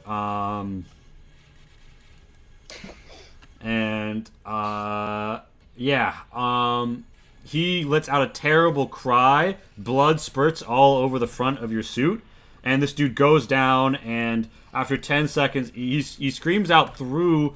So here's a question: have you turned off the radio before this? Oh yeah, I'd unclick the speaker because I presume it's on a. All right. The other guys had already cut off. I assumed they'd cut off, so we weren't transmitting. Yeah, all right. So he screams, and he screams out very loudly and audibly in a way that rings through the cave and then bleeds out within 10 seconds. Meanwhile, in the cave, Mattis, Ivar, and Welna have all just heard somebody give a terrible hue and cry of, perhaps death by way of stabbing. I'm gonna rush out. I'm going to grab my my big nice wrench and just have it at ready. All right, but you stay where you are. No, I follow. All right, Wellness When stays they- the fuck inside. Yeah, well, no, you stay here. Yeah. As they come running, Barappa expertly flicks out this guy's boot knife, slops it in his own blood, pricks himself slightly, and says, "Ah!" And as you run out, you see that Barappa says, "Oh my god, he tried to knife me to death after he warned his friends." And he looks at Narusha with like a wink. And yeah, Mattis, you run out and you see that. And give me an insight, Mattis and Ivar.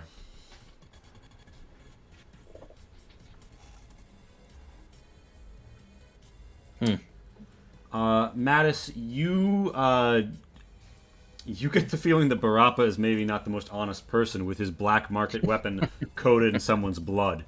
Ivar, what's your insight going to be like? Is the question. Well, let's see here.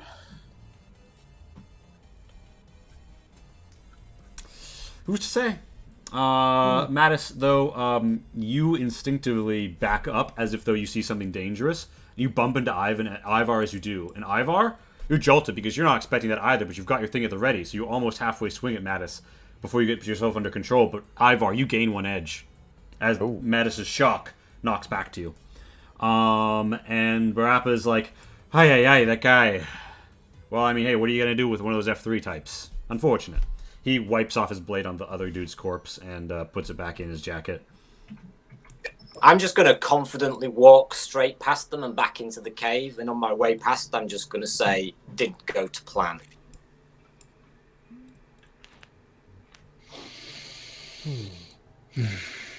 Well, this is just getting worse and worse.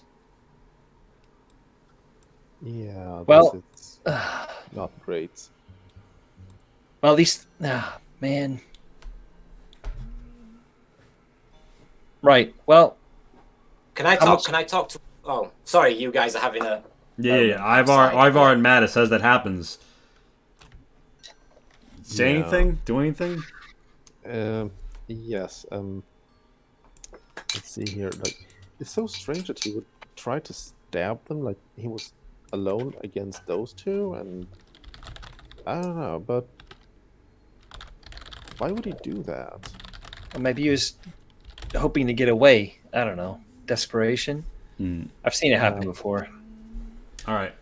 He didn't have a suit on, did he? Maybe he thought he could, if he could kill them, he could get one of their suits and make a break for it.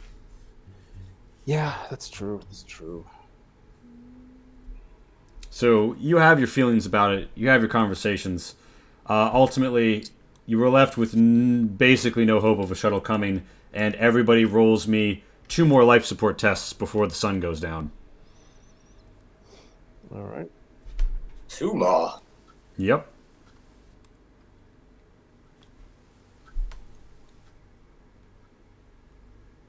All right, so if you get a hit on a given roll, minus yourself by 1.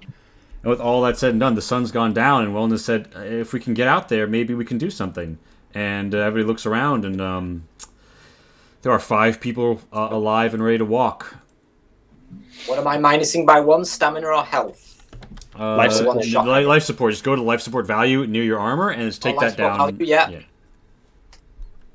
Oh, gotcha. All right. It's hiking time. Unless anybody wants to just stay here. And now let's walk. Nope. Are we all suited and booted? Yep. Yeah. Okay. You set out over the dunes by night, and yeah, it's a bit of a trek, but you follow along the edge of the mag rail. If anybody has anything they say to each other along the way, or before you depart, feel free. Although to finish by 7, we're not going to maybe linger too much longer on the cave events. Doo-doo. Sorry? Anything gets said on the way. You can say. While we're walking, if at any point Madis is sufficiently far away from Ivar, I'll have a quick word. Sure. And I'll say, look, if there's a way to make this so we get those, are those people in the cave? Are they still technically alive when they left, or have they copped it? No, the people in the cave are alive. Yeah. Yeah, we've left them in the tent Okay, with so the intention of going back for them. I say to Madis, I say, if there's a way of getting out of this where we go back for those people, I'll take it. I say, but if that way means ditching Ivan, I'll take that too. Look, we're heading back to the station, right? As soon as we're back to the station, I imagine you're just going to disappear. So, from what I heard over that radio, I don't think it's going to be easy back at the station. And right. And I hope I can trust you. Trust, huh? Look, I had a quick look at Barappa's hand. It's like a very small scratch on there. What happened? What happened with that hound, that soldier? Conversation didn't go perfect. Uh-huh. And we don't have a suit for him anyway. Yeah, could have left him in the tent. Could have left him in the tent with the others. Yeah, we could. Yeah, you comfortable with that? Yeah. Well, what was he gonna do? He's gonna kill 2 people that are on death's door anyway? I don't know. It's a long wait, and I'm sure he'll get hungry. And I'm not sure how they do it in your home world, but that's not really how we operate. It's not how I operate, but this guy, I don't know this guy. So, let's just say I've saved us all the hassle of having to deal with him again. Now let's concentrate on what's in front of us, because what's behind us has been a problem. Let's concentrate on what's in front. We got that to deal with, and if we're lucky, we can get there before morning. Yeah. All right. And I'll stride back off towards the head of the group, because I'm the kind of person that would be there at the head of the group. Yeah, and you carry on. You carry on through the desert. As you pass through the night, everybody rolls. All right, let me put it this way. Here's what's actually going to happen. You're going to make 1 more life support roll for this walk, but for every shock you score, that's going to be a -1. We'll treat it as extreme conditions to abrogate the process. Just 1 more life support.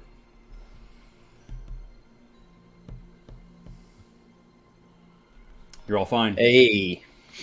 You come upon the outskirts of Point Zero.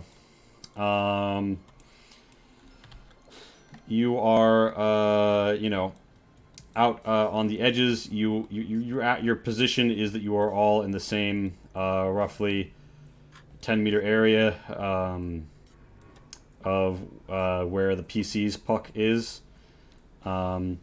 And you now are left with the... well, you see the station before you, and you've... Welna shows you all a map of the station that she has on her slate. And she shows... this is the comm center here. We should be able to lock down the rest of the place from the computers there and call in the authorities to help out. from there, taking control of the shuttle, the hangar port should be easy. But we need to get there, and you know, I don't know what's happening, but something tells me that they're going to have people there to defend it. And that's Wellness' suggestion, although you're all free to take what course of action you will. You do know there's a garage on the north side that should have rovers, and there's a hangar to the south which should have the shuttles. And there are... and yeah, once you're inside, you don't have to worry about life support stuff anymore, assuming everything stays on.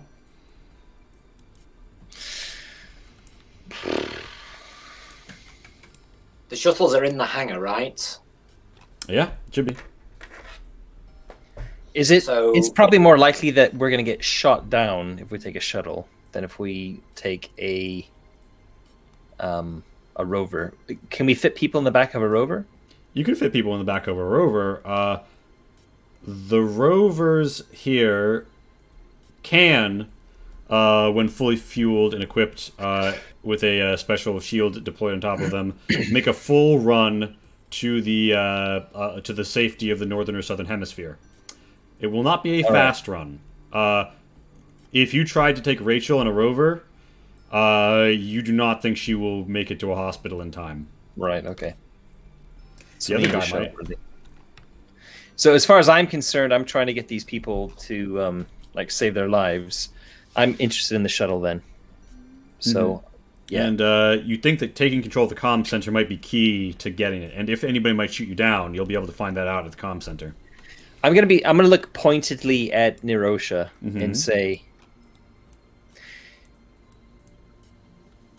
if one of us was to take a rover and make a break for one of the hemispheres, that might distract long enough for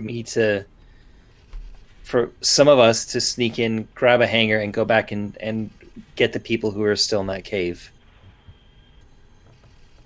So look, Nirosha, I know you don't want to go back for them, but maybe you can do something to help me save those people by saving yourself. I get that rover and I go back there. Will you wait until I arrive to take me with you? Yeah. Just don't bring any heat with you. You have to like evade. Now that could be the tricky part. And Barappa's like, hey, I might be headed for the shuttle myself, because, I'm a ras who likes to fly high. It's better for my complexion, see? You a pilot? Oh, I've diddled some knobs in my day. Turn to Welna and Ivar and say, either of you know how to fly a shuttle? Well, I was like, well, no, but I could give good directions to the autopilot system. I can't fly at all, but if I there's think- something that needs fixing, I can probably do it. I think the autopilot might not be a lot of use if we're being targeted during a battle. But yeah, let's see what. I mean, the hangar might not even be there. It might have been bombed. Yeah. Well, the way I see it, there's two ways into that hangar. There's the exterior door, or there's the interior door. Now, the exterior door, we can just try and park out there with a rover, or we can get ourselves to comms somehow and then backtrack through the interior door. But that looks like it involves a lot of thin corridors down which I expect bullets have been flying.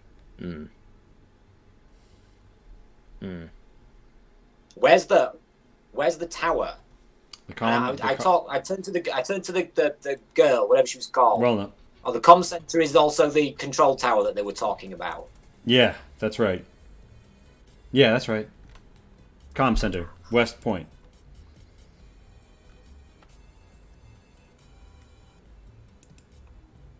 Oh, we're going nowhere if we don't. We're going nowhere if they're looking out that tower and they see us launch.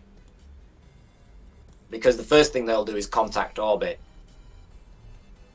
And then it doesn't matter if we get off the ground, we'll never get to space. So, we got 5 people, 2 guns, a stun gun, and a big knife. Any questions? Front door.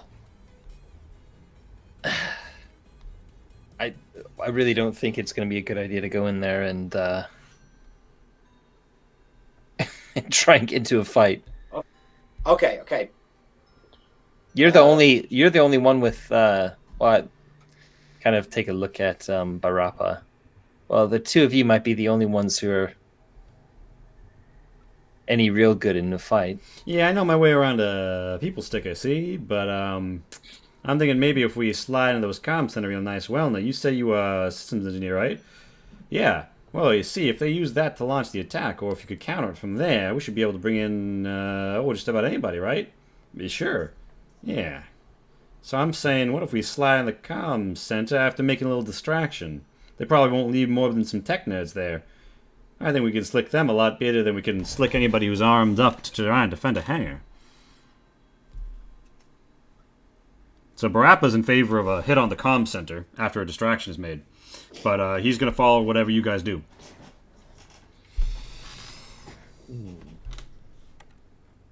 Well, it makes more sense than an all-out assault. Plus, I'm sure Barappa and I can take care of the comm center if a distraction needs all 3. I mean, unless you really want me driving that rover, but let's be honest, Mattis, anyone can drive a rover. Yeah. What's the like stealth skill? Maneuver. It's maneuver. All right. Okay. So basically, at this point, so like, so I can understand what is the group going to do? I don't think we know yet. Indeed. Yeah. Vincent, what do you think?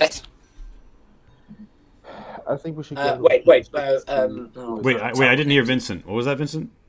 Sorry. I think we should get a little closer and see who's actually in control of the station at this time.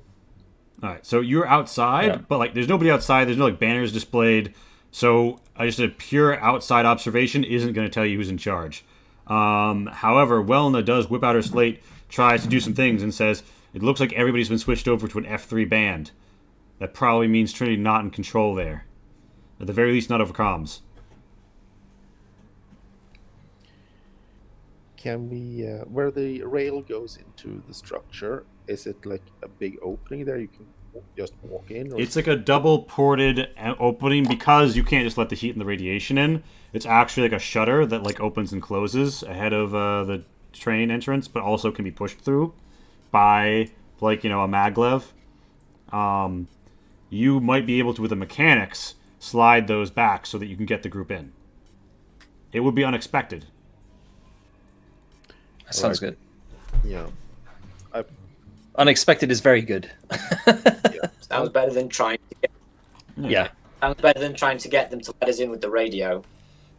All right, yeah. So you roll up, and Ivar, give me your work. Give me a mechanics. Can any of us give him some assistance to? Yeah, if you have any skill boost points, the roll? if you have any skill points in mechanics, you can add that I don't. as a positive modifier. I was thinking more Welna because she's Yeah, She seems well, like she Welner has might some have mechanical. She's more of like a computer engineer, but she knows some stuff about. She likes to take apart lamps and shit. Say a modifier of 1 to help you, Ivar. And Ivar, if you were to use a relevant tool, you get whatever that tool's bonus is. Did you go pick up the bolt gun that Matt told you about? I did not, but I still have my Multi? All right, and that's an overall modifier of 2. One question before I roll. During this walk back over here and the 2 hours we sat around waiting, do we lose any edge during that time? No, because you're still in a life or death scenario the entire time. That's fair. Okay. Mechanics, so I have +2 then. Oof.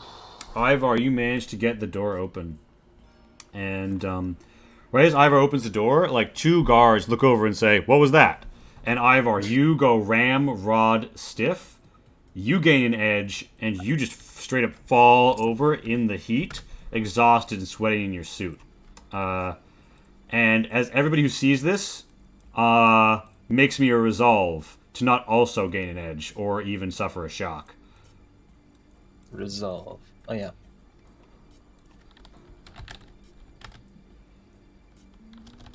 Okay, Mattis is totally calm. You've seen these things before. You're a combat medic. Nirusha, let's see that Hold resolve. Where's my resolve? Under empathy, bottom skill. Oh, yeah. Bottom skill, resolve. Nirusha, you still go up to 4 edge, but you don't freak out. But Ivar is just on the ground, unresponsive, as 2 guards come to check out what's going on. How do you guys respond? Oh, before that, I see that I was apparently given a Dangerous to go alone. That's true. Ivar, I'm going to say that with the dangerous to go alone, you still suffer a psychological trauma from this. However, you manage to like dig yourself like a vole into the sand and become incognito as you just like instinctively like descend. I'm a burrowing creature. Considering my options, how far am I away from these guards? A narrative distance. Do you want to fucking shoot him or punch him? Shooting them If I'm close, is easier. If I'm close enough for melee assault, I melee them. Then you'll need to sneak in. If I'm not close enough for melee assault, I'm gonna have to shoot them. All right. Welna hangs the fuck back to not be in the line of fire. Barappa's like, I'll go in if you go in. If you guys want to sneak. Mm-hmm. Before they do any of that, I'm gonna try and I'm gonna wave at them and say, "It's Falcon 2." Amazing. Give me a because I'm wearing. You're wearing the full getup. You're wearing the full getup. Impact vest and the TS spacesuit. All right, yeah. Give me a fucking communicate.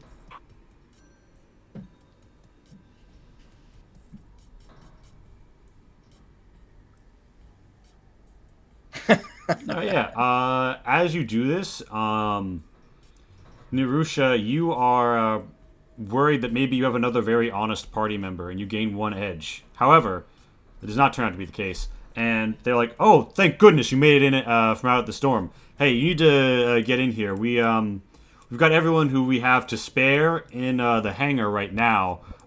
Somebody damaged the shuttle during the shootout, and we're trying to get it fixed up so we can get out of here, aboard it. But there's only the Archangel unit in the comms center. Go there, and we'll get you on the comms net and everything. Just only the Archangel unit is there right now." All right, we'll head there now. All right. I'm just going to silently fall in line behind Medis and hope they don't notice that one of our members is unusually short. Yeah. So what's going to happen here is, and so Ivar, after what feels like an eternity, you emerge from the radioactive sands. Roll me an endurance.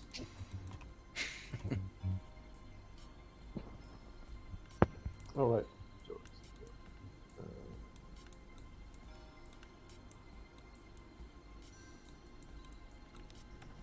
Okay, you're fine. The party passes to just outside the comm center. I was going to say, as we entered, could I say to one of the guards, we brought someone with us, we might need her for the comms, and drag Wedna with us?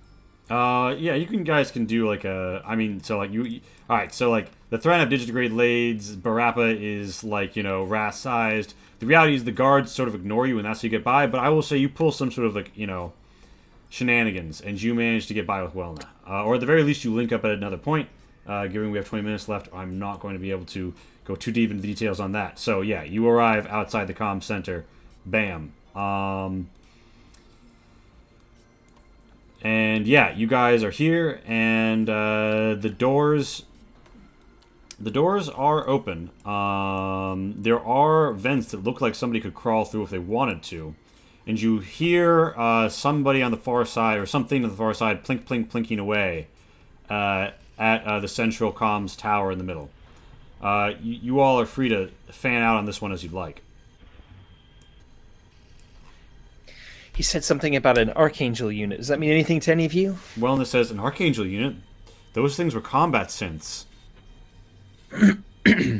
Well, okay. I might have maybe have had some experience with them in Now, by in the time previous that you were serving, because Archangel units are really old, most people didn't, but you did have one encounter with them. Okay. You remember it had an integral flamethrower, and it had to be hacked apart more or less in melee, and it killed one person while it was already on the floor.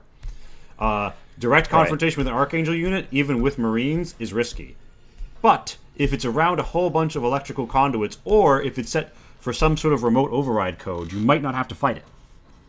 Or if somebody hits it with a stun gun, maybe? Does that have an electrical charge on it? It does.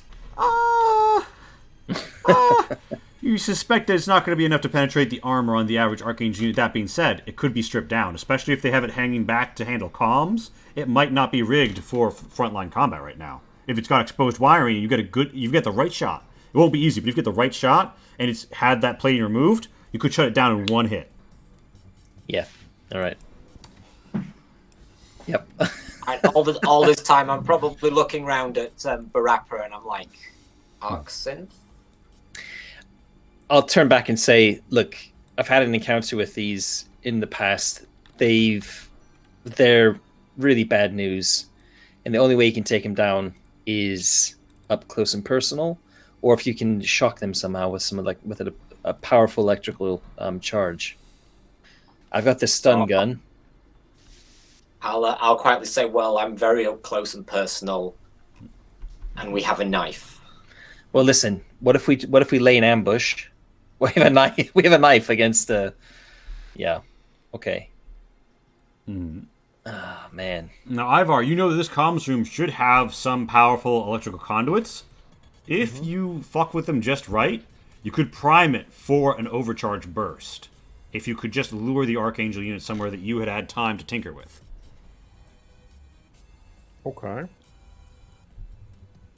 Sure. Well, guys, I could set up an electrical overload in this room, but it's gonna take a little bit. But we could use that as a trap for the Archangel.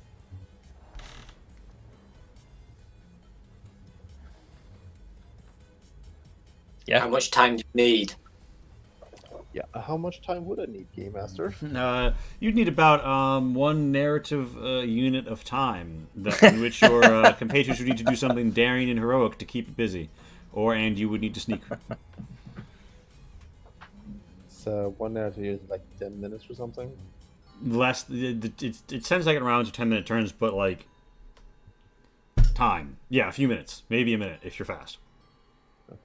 So a few minutes, maybe 1 minute if I'm really lucky, but a few minutes at least. So I turn to Barappa. I'm like, you think we can keep this thing busy?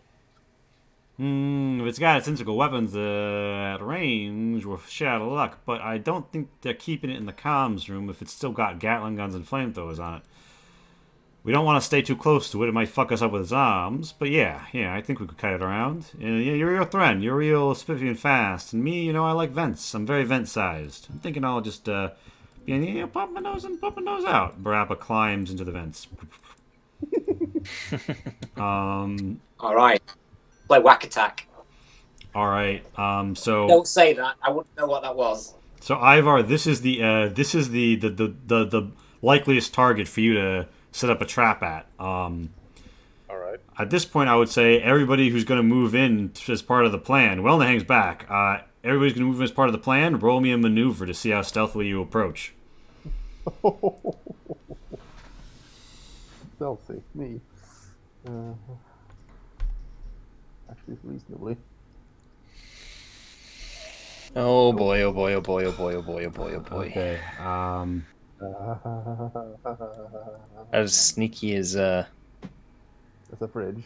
Well, Matt is sneaky. Narusha is sneaky. So everybody in their sort of like you look around. You look at this robot, and it is so imposing. You are all shocked by its presence, and you can put yourself in the room where you'd like to be. Ivar, I presume you want to be here, but Mattis and Nirusha, wherever you'd like to be. I've moved yourselves. Yeah, I have. Anywhere you want to be in this room. I'm going intentionally to the opposite side to Ivar. All right, Mattis. Oh, are there walls around this thing in the center? Yeah, so this is like a 1 meter high platform like around the base of this like tower that goes all the way up to the ceiling. And so like yeah, if you're like up against here, someone can't see you if you're behind the lip. Right. So I'm gonna go under the platform, like kind of there. Oh, yeah, so you're like hidden around this corner. All right, and I'm assuming, do you have the stun gun or the gun out? I have the stun gun out. All right, and you have had a peep at it. It looks like it's had a lot of its military grade armor stripped, and it's jacked straight into the central tower. You think it's positioned? It still though it has an integral arm blade, a terrible thing that looks like it could just gore someone with a single swipe. Nirusha, you see the Archangel unit. Mattis, though, you think if you get a good shot, you might be able to stun it. And Ivar, give me your mechanics as you immediately thud something, and the Archangel unit disconnects itself, picks up, looks around, and says, zzz, zzz, Hunter-Killer mode activated, disturbance detected, eliminating all threats.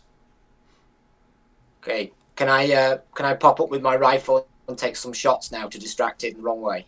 Yeah, make me the attack. Which roll is that?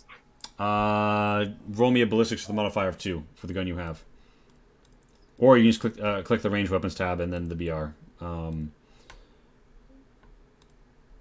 Ranged weapons, BR. Mm-hmm. With a modifier of 2? No, that was just for factoring in. It's alright. You got a hit. You got a hit, but with a second shock, you fire, and you heard it. Well, you you heard it. It turns around, and your gun clicks. It's empty. And now is the running away portion. Contest maneuver with this guy. Contest maneuver. Okay, Yeah, so maneuver. No modifiers. No modifiers. Oof. He equals out on you, and you get a shock, so you can't reach. You trip on your way over here as Mattis comes into line of fire on the Archangel unit about to overtake you. Mattis, if you make the right shot, you can either make a generic shot at a modifier of 2 to maybe like slow it down slightly, or you can forsake the +2 modifier to make the shot that might seriously slow it down. I want to take the shot that's going to stop the thing, right? So I'll forego the kind of +2 one. All right, here we go. So no modifiers, just a straight up roll, yeah? Just straight up. The TS stun gun has I've got it already. I've looked it up. Yeah. So just a straight one with the gun. Yep. It gives me a +1 bonus. Yep. You tase him. You, in the process, however, drop the weapon as arc of sparks and light flies off at you, and you instinctively raise your hands to defend yourself. And you don't but you've slowed it, and it's like resetting servo. Nirusha, you're able to get away in the intervening moment. Maybe even reload. Vincent, roll me that. You've already rolled the mechanics, actually. No, you haven't. Yes, you have. Holy shit, you got a super stun. All right. Wait for the mechanics, and I've got a question. Yeah, so the mechanics has been made. He got a super twist. What are you guys gonna do? Are you gonna fall back? I'm gonna run for it. Yeah. There's a goodly stun on the Archangel because Mattis lined up the good shot. So Nirusha, you have a bit of time to act, but you see Ivar has set up the trap perfectly. It's got no firing weapons, correct? It's only got a melee weapon. That's what it seems to be. It seems to only have a blade arm. It seems to have had its integral weapon strip. I'm gonna usher everybody out like arm wave. Mm-hmm. Yep. And I'm gonna look around. Where's the goddamn rest when you need it? Mm-hmm. You need a bounce. But I'm just gonna run. Mm-hmm. But I'm gonna run, and I'm just gonna. Let's see. I don't know. Is it too far away if I do this?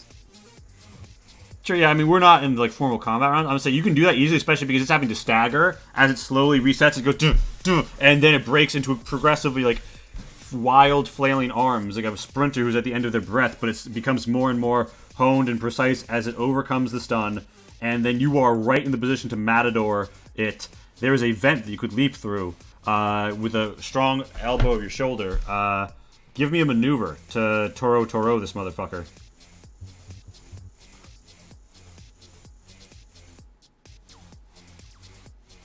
And you leap out just in time as sparks fly and the Archangel unit goes and smoke crackles out of the fried machinery.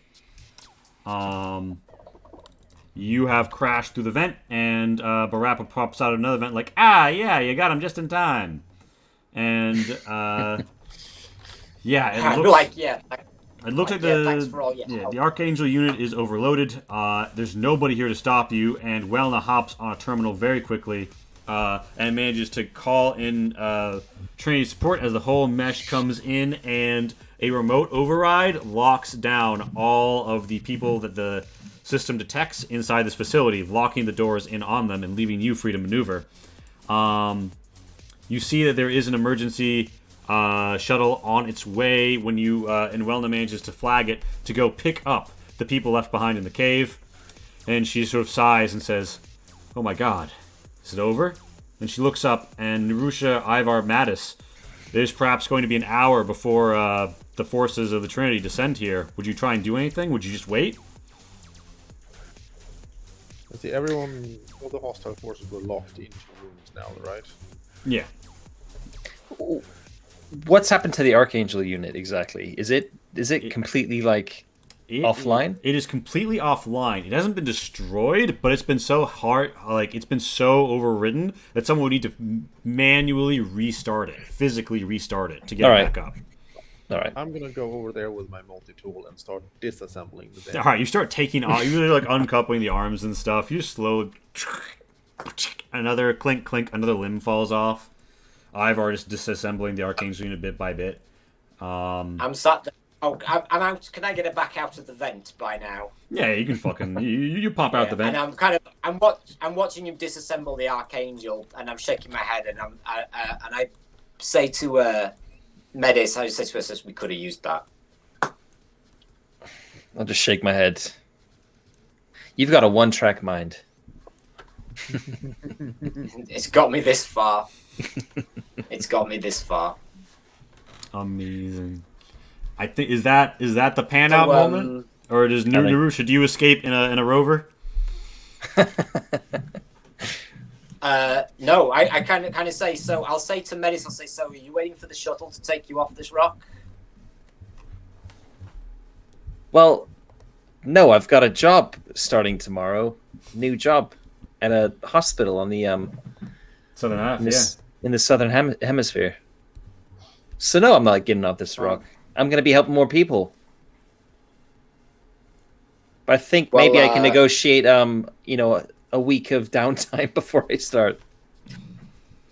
So, well, I'm heading south too, so maybe I'll see you in the bar car. I'll burst out laughing at that. I hope not. Amazing. I think on that note, as everybody's like, aha, and the final bit of the neck on the Archangel unit clatters, and the head has been totally disconnected by Ivar. We zoom out. Thank you, everyone, for joining us for this very special one-shot with a jump over from our friend Matt. Now, obviously, Chain Stars is on Kickstarter, if you weren't aware. The project is doing pretty good.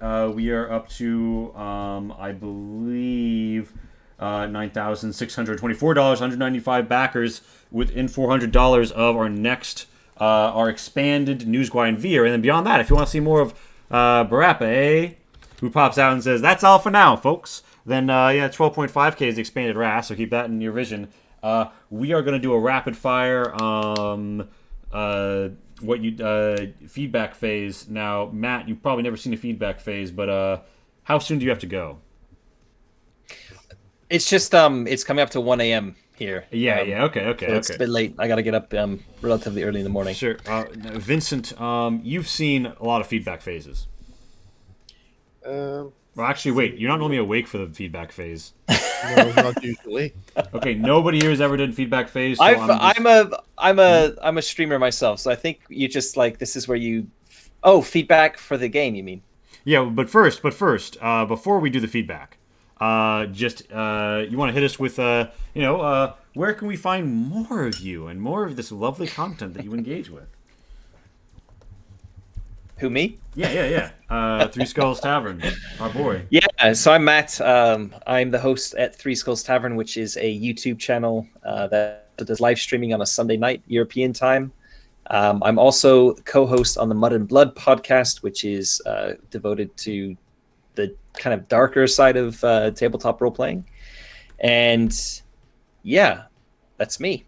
All right, I got 3SkullsTavern is devoted to the Year Zero engine by Free League, which is actually how I know of Change Stars, because of its kind of origins in the Alien role playing game. Yeah, because you played the earliest sessions in ARPG. Yeah. And we've got in the chat we have the YouTube link for 3SkullsTavern and the 9littlebees.com link for Mud and Blood podcast. So, thank you very much. All that said, if you could hit me briefly, Matt, with what your favorite part of the session was, and these all things that were directly under my control that I, as Dreamweaver, did. Not about any fellow players, but what was your favorite part? What was your least favorite part? And what's something you'd like to see more of, or you think would improve future sessions that I run, or particularly of Change Stars? Boy, put me on the spot here then. I know normally I have somebody who's done it before go first, but literally nobody here has ever done one, so I'm like, well, shit. I really liked the kind of the tension between having the survivors from the kind of the terrorist group. I'm saying terrorists like this, of course, and having Welna turn up, and also the inter PC sort of discussions on. Yeah, that whole kind of dynamic was really good. It was really nice way to break up. That initial kind of survival and combat-y sort of stuff. And yeah, I really like that kind of stuff. I like the intrigue. I like the dilemmas. So it made for some good roleplay. So that was nice to see. That was fun to roleplay out as well.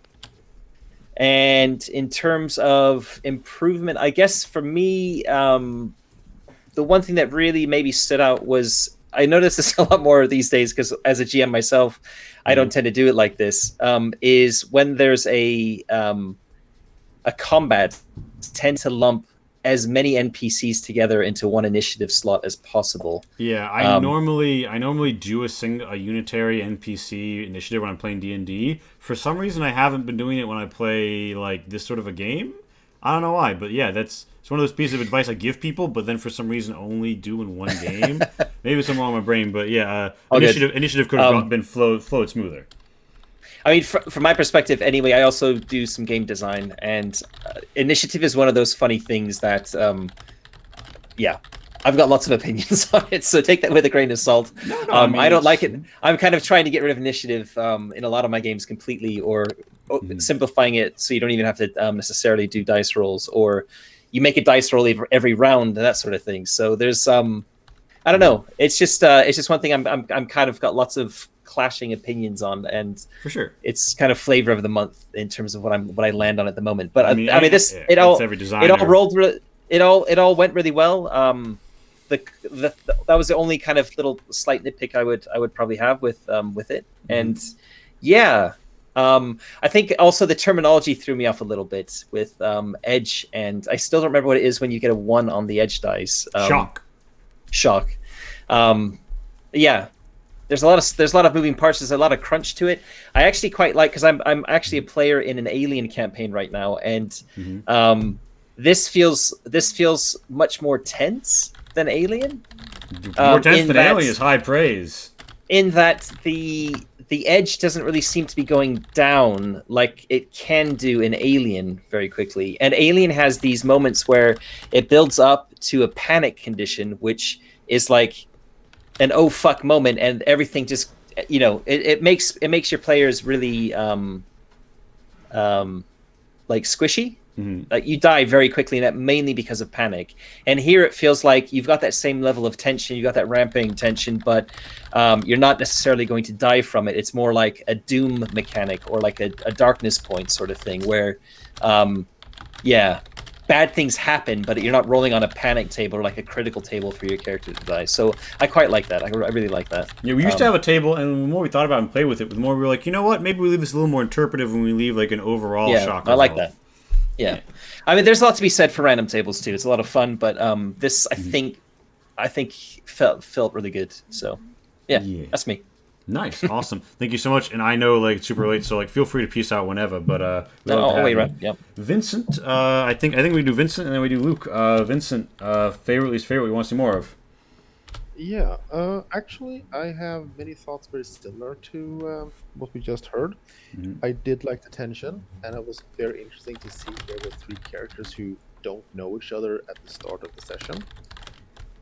That's something I'm planning for a small alien adventure of my own, so it was interesting to see that in action and see how that works out.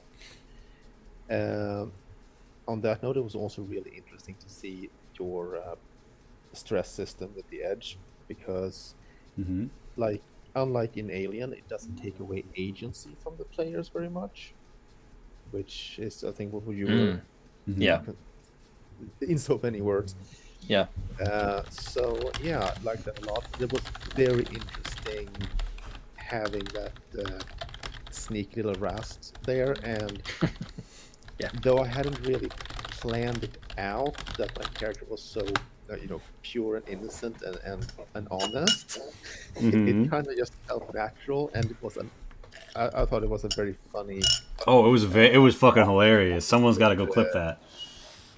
to the rest of the group, which was really sneaky bastards, all of them. So I'm considering playing more characters on a similar theme in the future.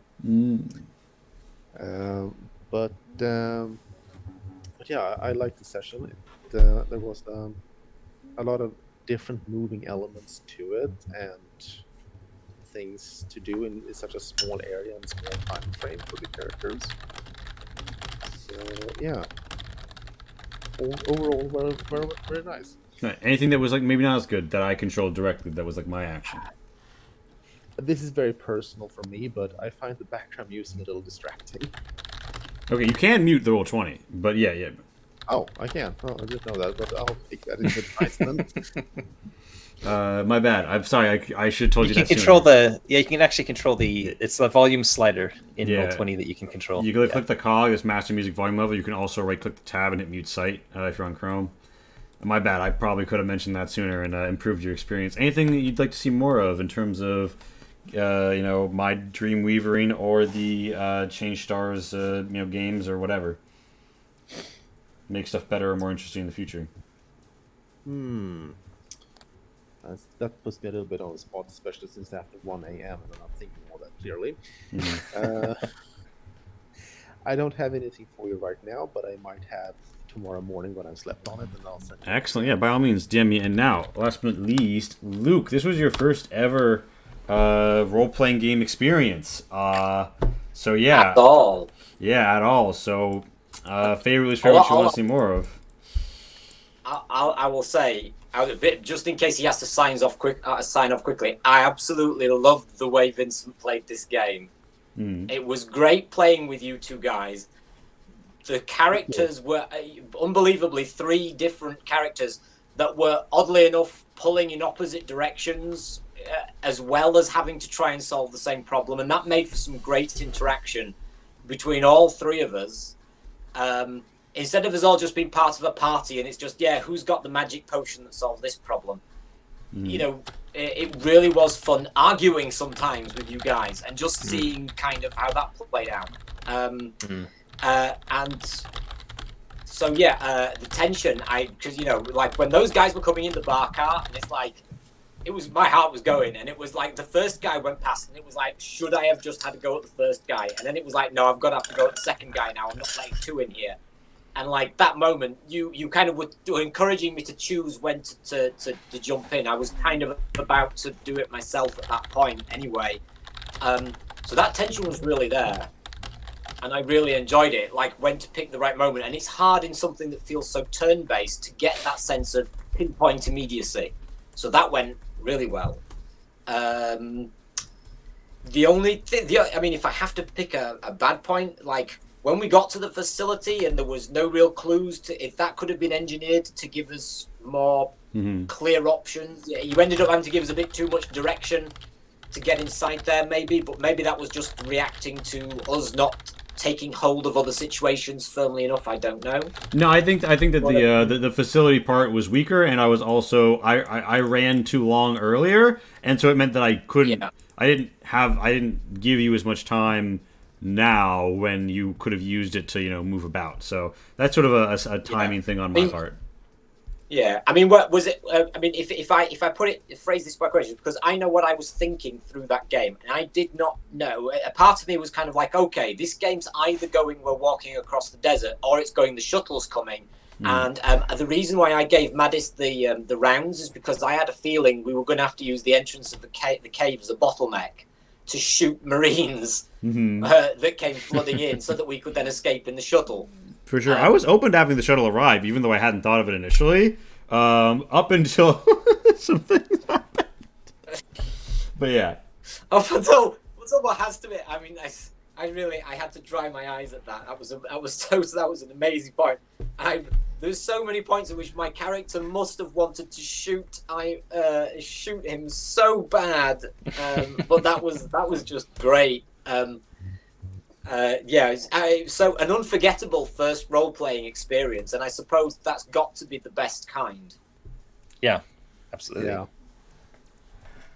Yeah. So it was engaging role-playing experience.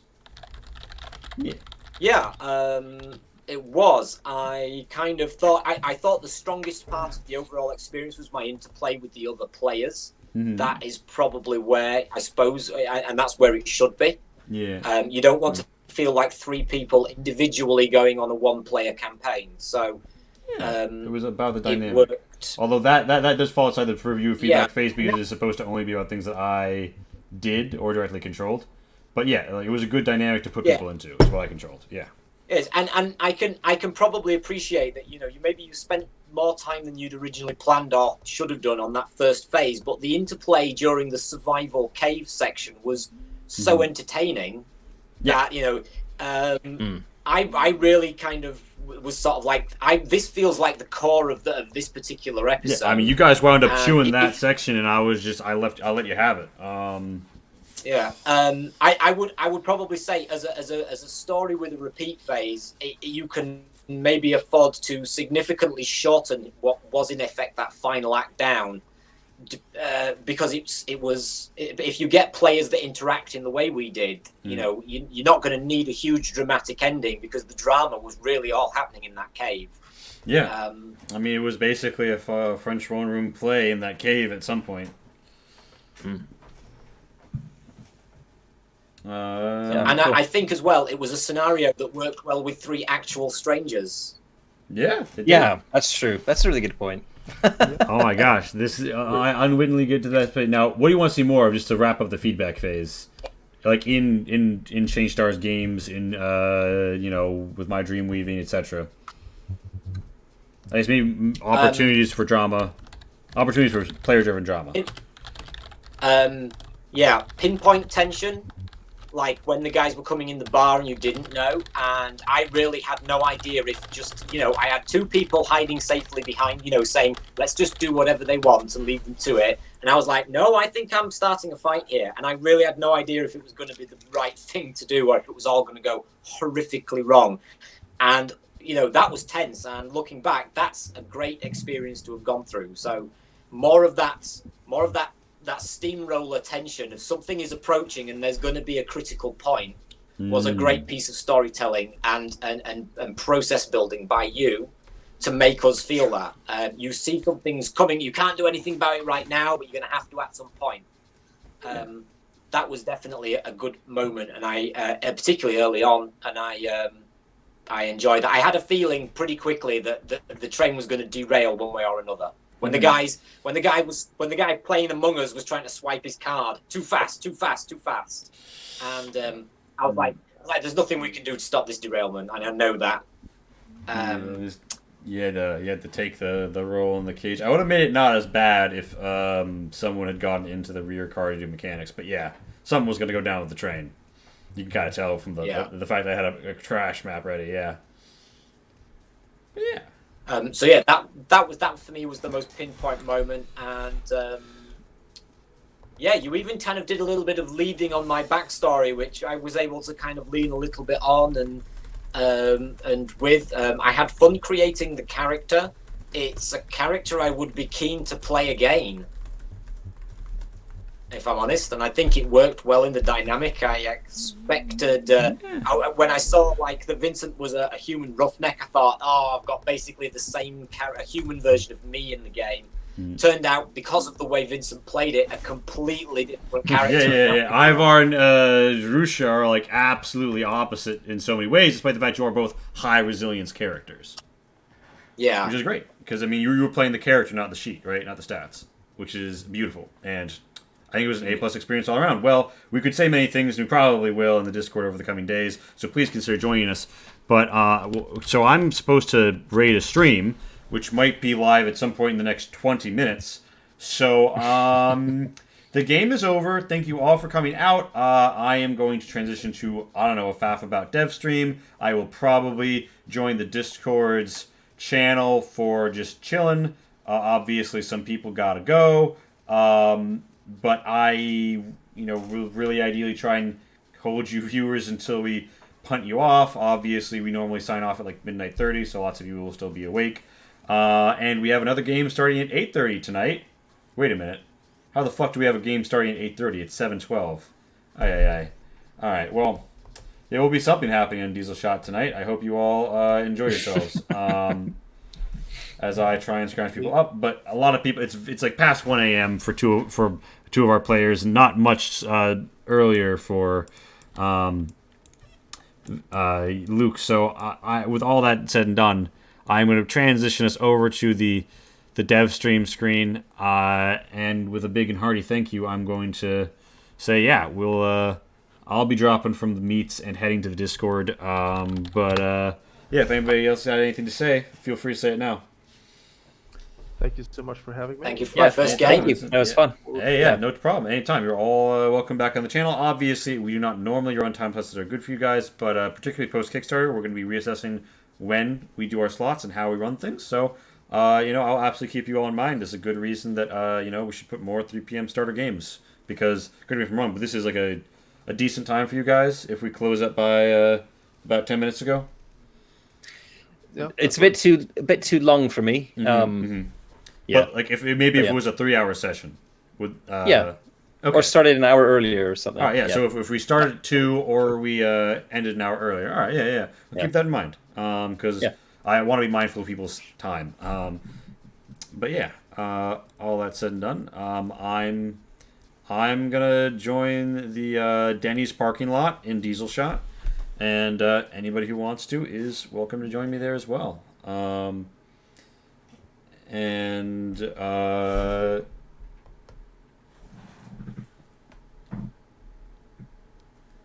Here we are. That's more or less it. Normally, I'm used to rating and doing a sign off at this point. But here we are, twiddling our thumbs. Sorry. But yeah, everybody who's got to go to sleep or whatever, feel free to go to sleep. I'm gonna hang up the meets, but I'll be in the Discord if you guys want to come by and chill longer. But if you also, it's fucking late. Everybody rest up, and thank you for coming out. I can stay up a little longer, so I'll see you there. Vincent and Matt, it was great playing with you. I had a lot of fun, and sleep well. Yeah, likewise. See you guys. All right. Bye. Good night. Peace. All right, we're chilling. And I think that we are soon going to have a Milady Saito stream. Let me refresh here.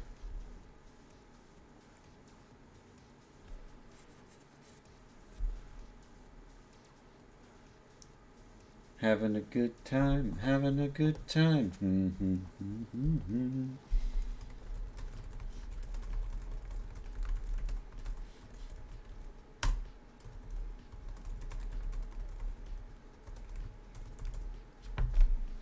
But yeah, so that was a good game. here's a cool door opening sound I didn't use.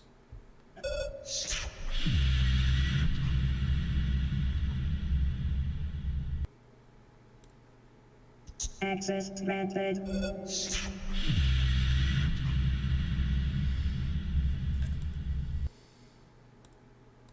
Use the change stars track. And let's pack up the no zone. This is what I was going to use as the shuttle to descend in. They weren't descending necessarily.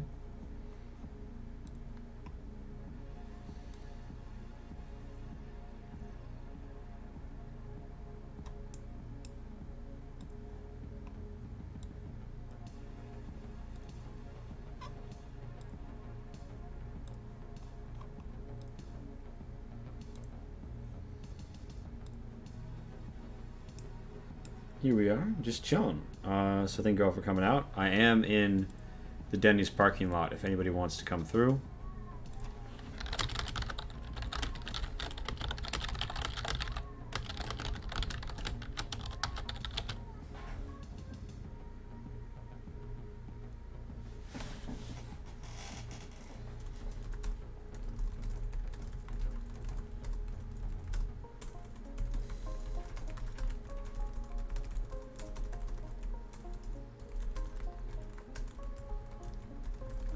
Yo, Hey, Luke. Shadow Friend is in the watch stream party. Eh? Yeah, I don't know if he's a. I'm gonna at him. I'm gonna at him just to let him know. At Shadow Friend, we're down one. I can. I'm calling it now. Pat missed a good game. Yep. Let me check here. My Lady Saito is live. We are raiding. We are raiding. /raid. My Lady Saito. Thank you all for coming out, and maybe there'll be more here tonight. It depends on how long the My Lady Saito goes and some other things. But peace.